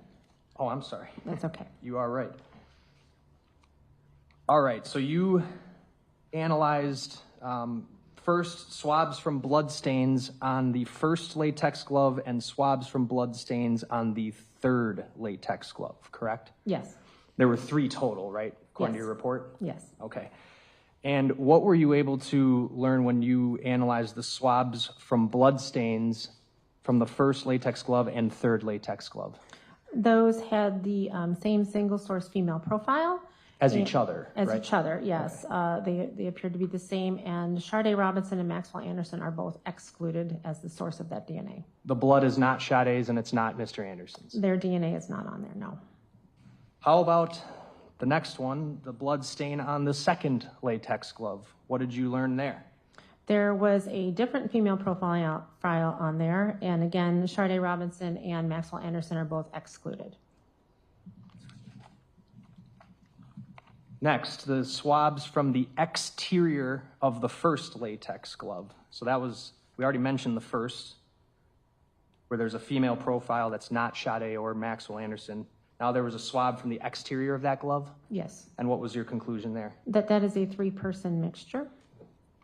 What were your results when comparing to Maxwell Anderson? That is at least 1,000,000 times more likely to observe that DNA profile if it is a mixture from 3 unknown individual people than if it is a mixture from Maxwell Anderson and 2 unknown individuals. So what does that say about exclusion? It's very strong support for exclusion of Maxwell Anderson. And how about Sade?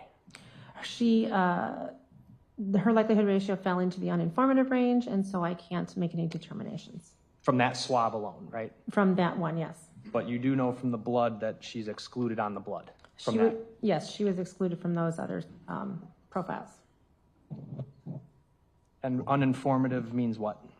It means the statistical values that fall in that range cannot be used to make any conclusions regarding the presence or absence of someone's DNA. Let's move on to the next one, the swabs from the interior of the first latex glove. So we're still on that first one. Yes. What did you learn about the interior of that glove? It is a 2-person mixture, and both Maxwell Anderson and Sade Robinson are excluded from that mixture. Swabs from this exterior of the second latex glove. It is also a 2-person mixture, and Maxwell Anderson and Sade Robinson are also excluded from that as well. Swabs from the interior of the second latex glove. A 2-person mixture, and Maxwell Anderson and Sade Robinson are both excluded. Third latex glove exterior swabs. That is a 3-person mixture. When compared with Maxwell Anderson, he is excluded from that. As for Sade Robinson, it's at least 490 trillion times more likely to observe that profile if it's a mixture of DNA from 3 unknown people than if it is a mixture resulting from Sade Robinson and 2 unknowns. So it is very strong support for exclusion. Okay, exclusion, very strong support for exclusion. Let's go swabs from the interior of the third glove. That is also a 3-person mixture, and both Maxwell Anderson and Sade Robinson are excluded from it. Are you in any way able to find inclusion for Sade Robinson or Maxwell Anderson on any of the latex gloves? No. I'm going to move on to item BF. This has already been admitted as Exhibit 480.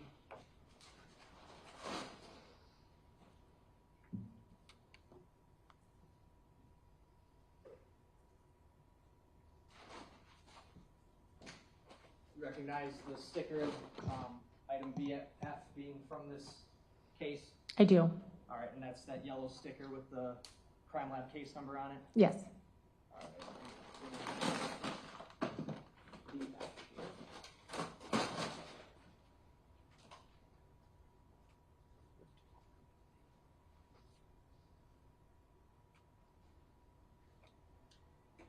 And what is this item? It is a sweatshirt/jacket.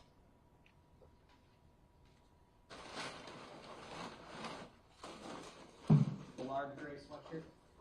Yes. Okay. What was this screened for? It was screened for blood and also for other areas of DNA. How many screened either swabs or cuttings did you analyze from this jacket? In total, 19.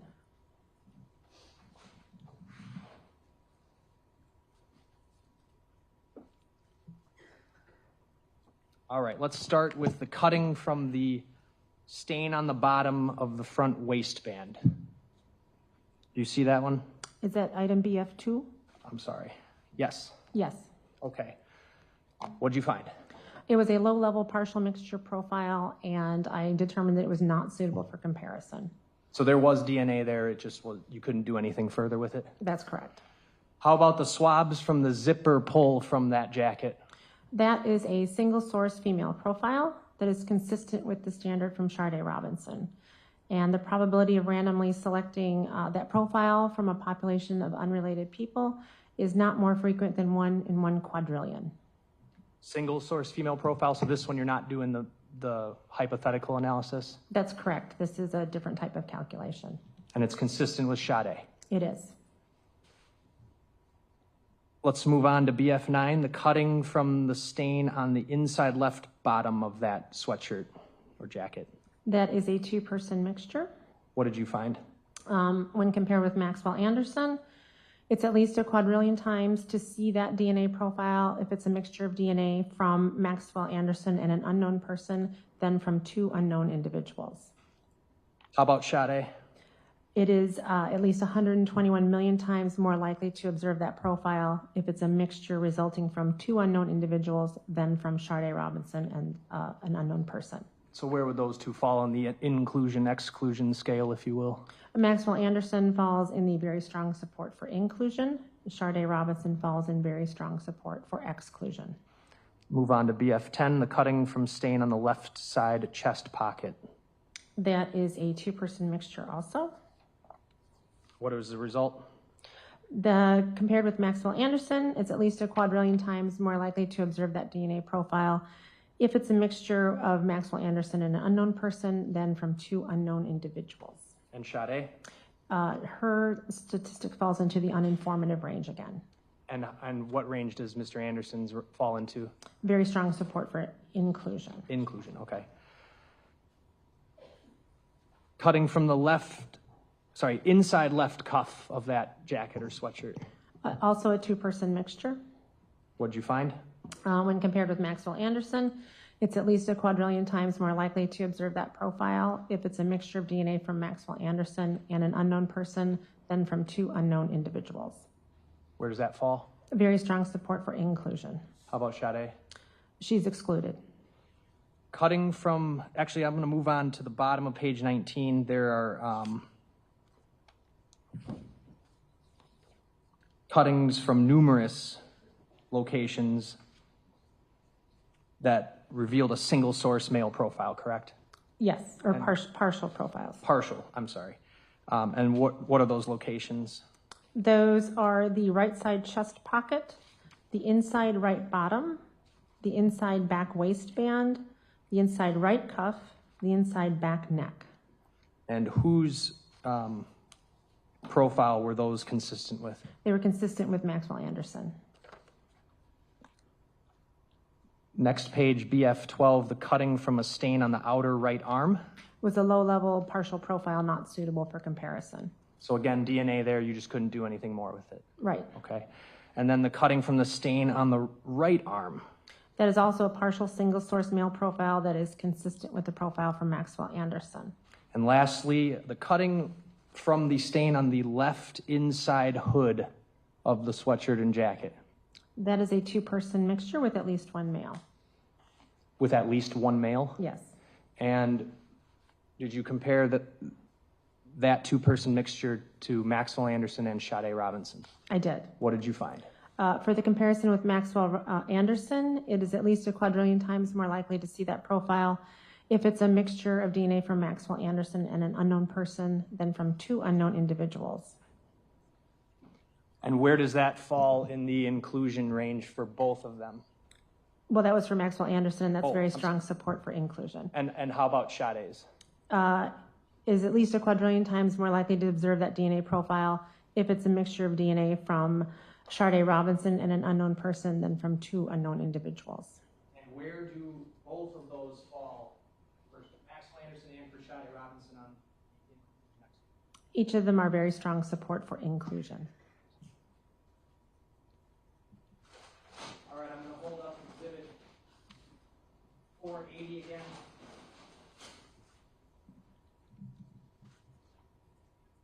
The zipper pull, what was that one?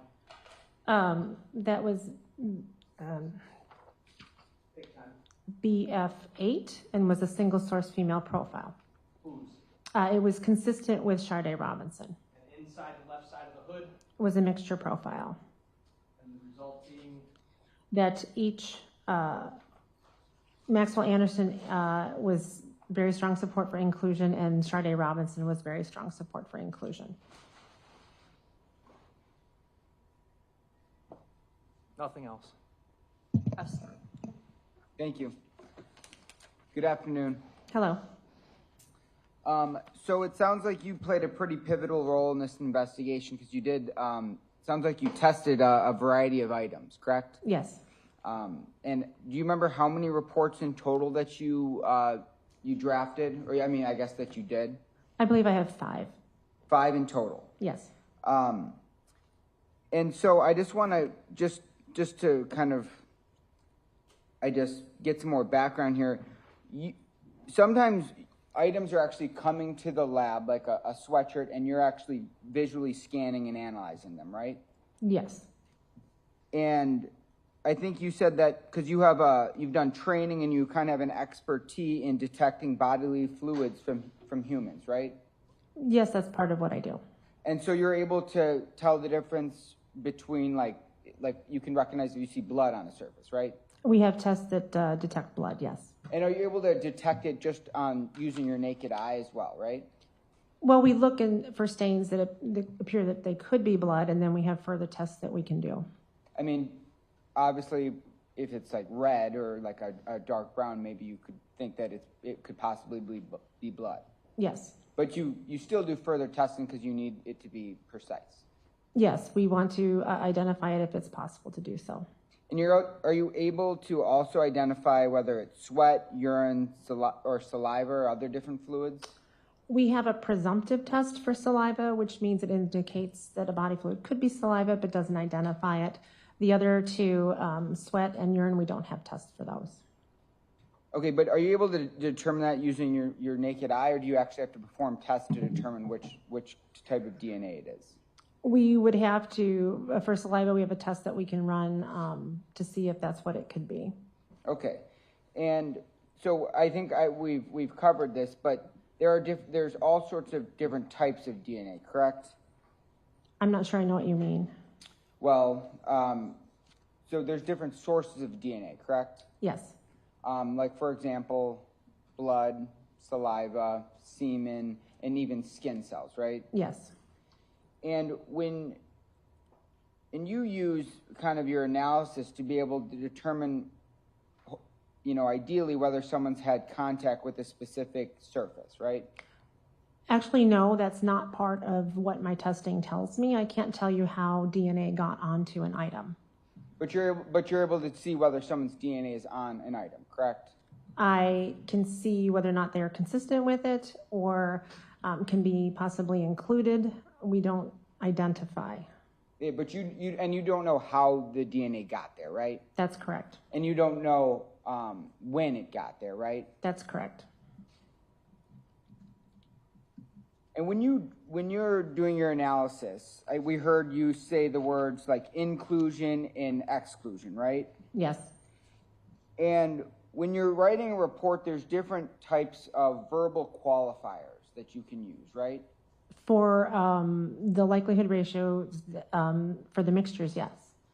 So for instance, you can say someone is very strong support for inclusion, right?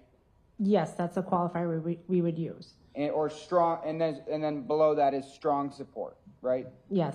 And moderate support for inclusion. Yes, it depends on what the likelihood ratio actually the value is. And so the higher the likelihood ratio, the stronger support? Yes. Okay. And then there's, you said uninformative, right? Yes. And that means that you can't say it's included and you also can't say it's excluded, right? It really has more to do with that the likelihood ratio is so low, it doesn't support either statement. And it was determined when we were doing validation of the software that we use. There were some handful of profiles that we knew with likelihood ratios that were around 300 maybe, where we knew that person wasn't actually included and should not have been included. So we developed an uninformative range to avoid including or excluding somebody improperly.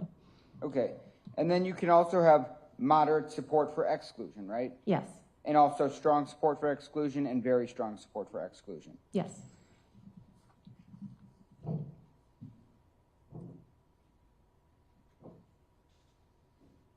And I suppose we already covered that, I'm sorry.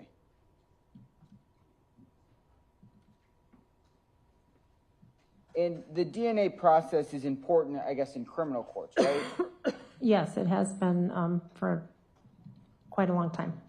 Because it can suggest potentially that someone's been at a certain location if their DNA's been there. Again, my testing doesn't tell me that, so, but it is used in criminal cases. But DNA can be used to exclude suspects, right? It can be used to exclude anybody, really. We compare different people.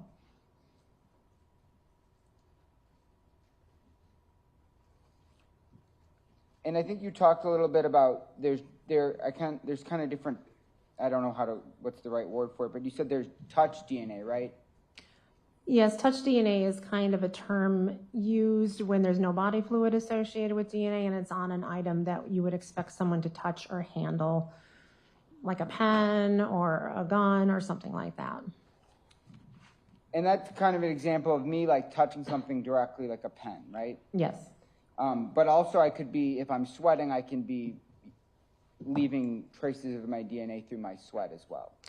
It would facilitate transfer of the cells, yes. And there's also something called indirect transfer of DNA, right? I think I know what you're referring to, yes. And what am I referring to? You're probably referring to secondary transfer. And can you explain what like secondary transfer is? Secondary transfer is when DNA gets on an item, not from the person it comes from. So if I were up here and got, say, some blood on my chair, and then the next person came up and sat on it and got my blood on their clothing, even though they've never had any contact with me, that would be secondary transfer.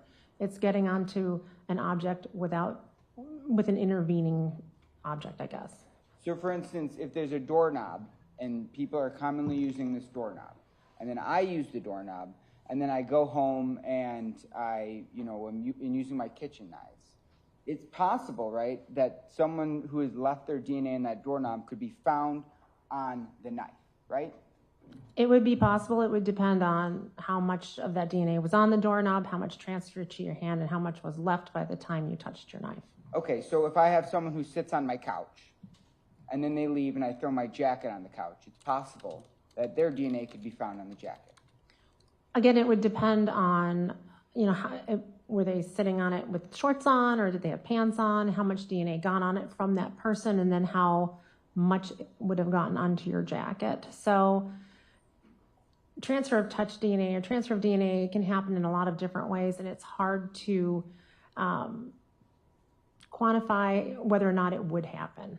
So, but it's possible, right? It is possible. And secondary transfer, I think, as you referred to it, isn't some crazy phenomenon. It's well known and well accepted in forensic science, correct? It is certainly something that's been the subject of numerous papers.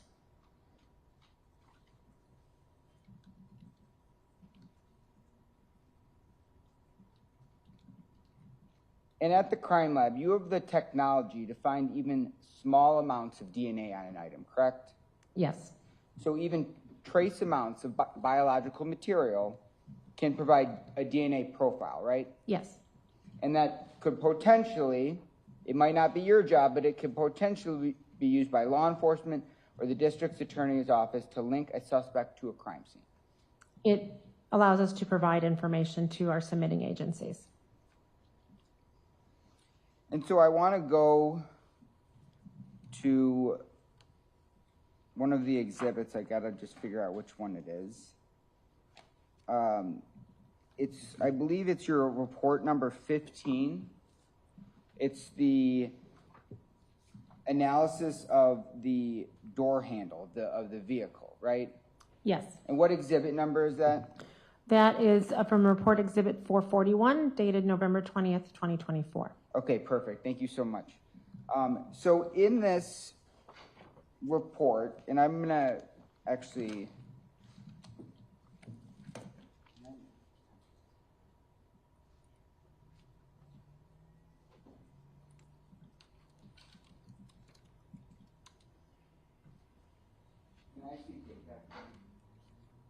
Sure.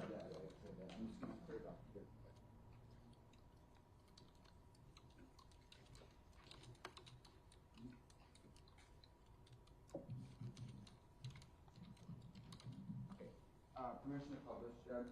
We already moved it in. Any objection? No. Go ahead. All right. So, all well, it's going to be kind of hard to see here. But you have items, it has items CA, CB, CC, CD, CE. You see that? Yes. And then you give it a sub-designation, right? CA1, CB1, CC1, correct? Yes. And so when we look at the actual analysis, it's labeled as, like, so CA, item CA is listed as CA1 when you're actually doing the analysis, right? Yes, it's a cutting taken from CA, and for tracking purposes through our laboratory system, once something is separated from its parent item, it gets its own designation, so we can see where it goes in the laboratory and who has contact with it. Yeah, so if the jury wants to look and understand what sample is connected with which, I guess, conclusion or probability conclusion, they can look at the sample CA and then look at sample CA1 and see what the ultimate conclusion is, right? Yes. And on this, so CA1 was the driver's side door handle, correct? Swabs from the exterior driver door handle, yes. Okay, and that was, do you know what type of vehicle it was? Not off the top of my head, no. And you were able to determine that there was human DNA, correct? Yes. And that there was male DNA, correct? There was a small amount of male DNA, so what present limited means is that the amount of male DNA there is low, and it's below what we would expect to see a profile from. Okay. And you ultimately concluded that there was male DNA on there, but it wasn't Maxwell Anderson, correct? You said he's excluded. Well, the profile that is on there that came up is a partial single source female profile. So given that the male DNA just doesn't really show up in this profile at all. Okay. So he is excluded from the female profile, yes. Okay. But you did find Sade Robinson's DNA on there. I found a profile consistent with her. Okay. And so there was DNA that you were able to gather from that door handle, and we know Sade's DNA. You conclude that there's a probability that her DNA is on there. I conclude that it's consistent with her. Yes, it could be her. And you've made, and your exact words in here. We are going to transition over. Oh, here we go. I'm going to come in now. We're going to transition over to Fox 6 News at 4 here in just a little bit. Probably the big news of the afternoon was this DNA analyst saying that Sade Robinson's DNA was found on portions of the jacket recovered from the garbage can 2 doors down from Maxwell Anderson's home. They're talking about other things. Defense now asking about the door handle on Sade Robinson's car. We'll have obviously much more coming up here from the Wisconsin Live Desk in the coming days. This trial is not yet over. More state witnesses to come tomorrow. Sounds like they've got about 7 or 8 more to go before the state wraps up its case in chief. You can also watch uninterrupted testimony on our Fox 6 Milwaukee YouTube channel. That'll be going on for the next 45 minutes to an hour. Other than that, that's it for today. I'm Brian Polson. I'll see you back here tomorrow.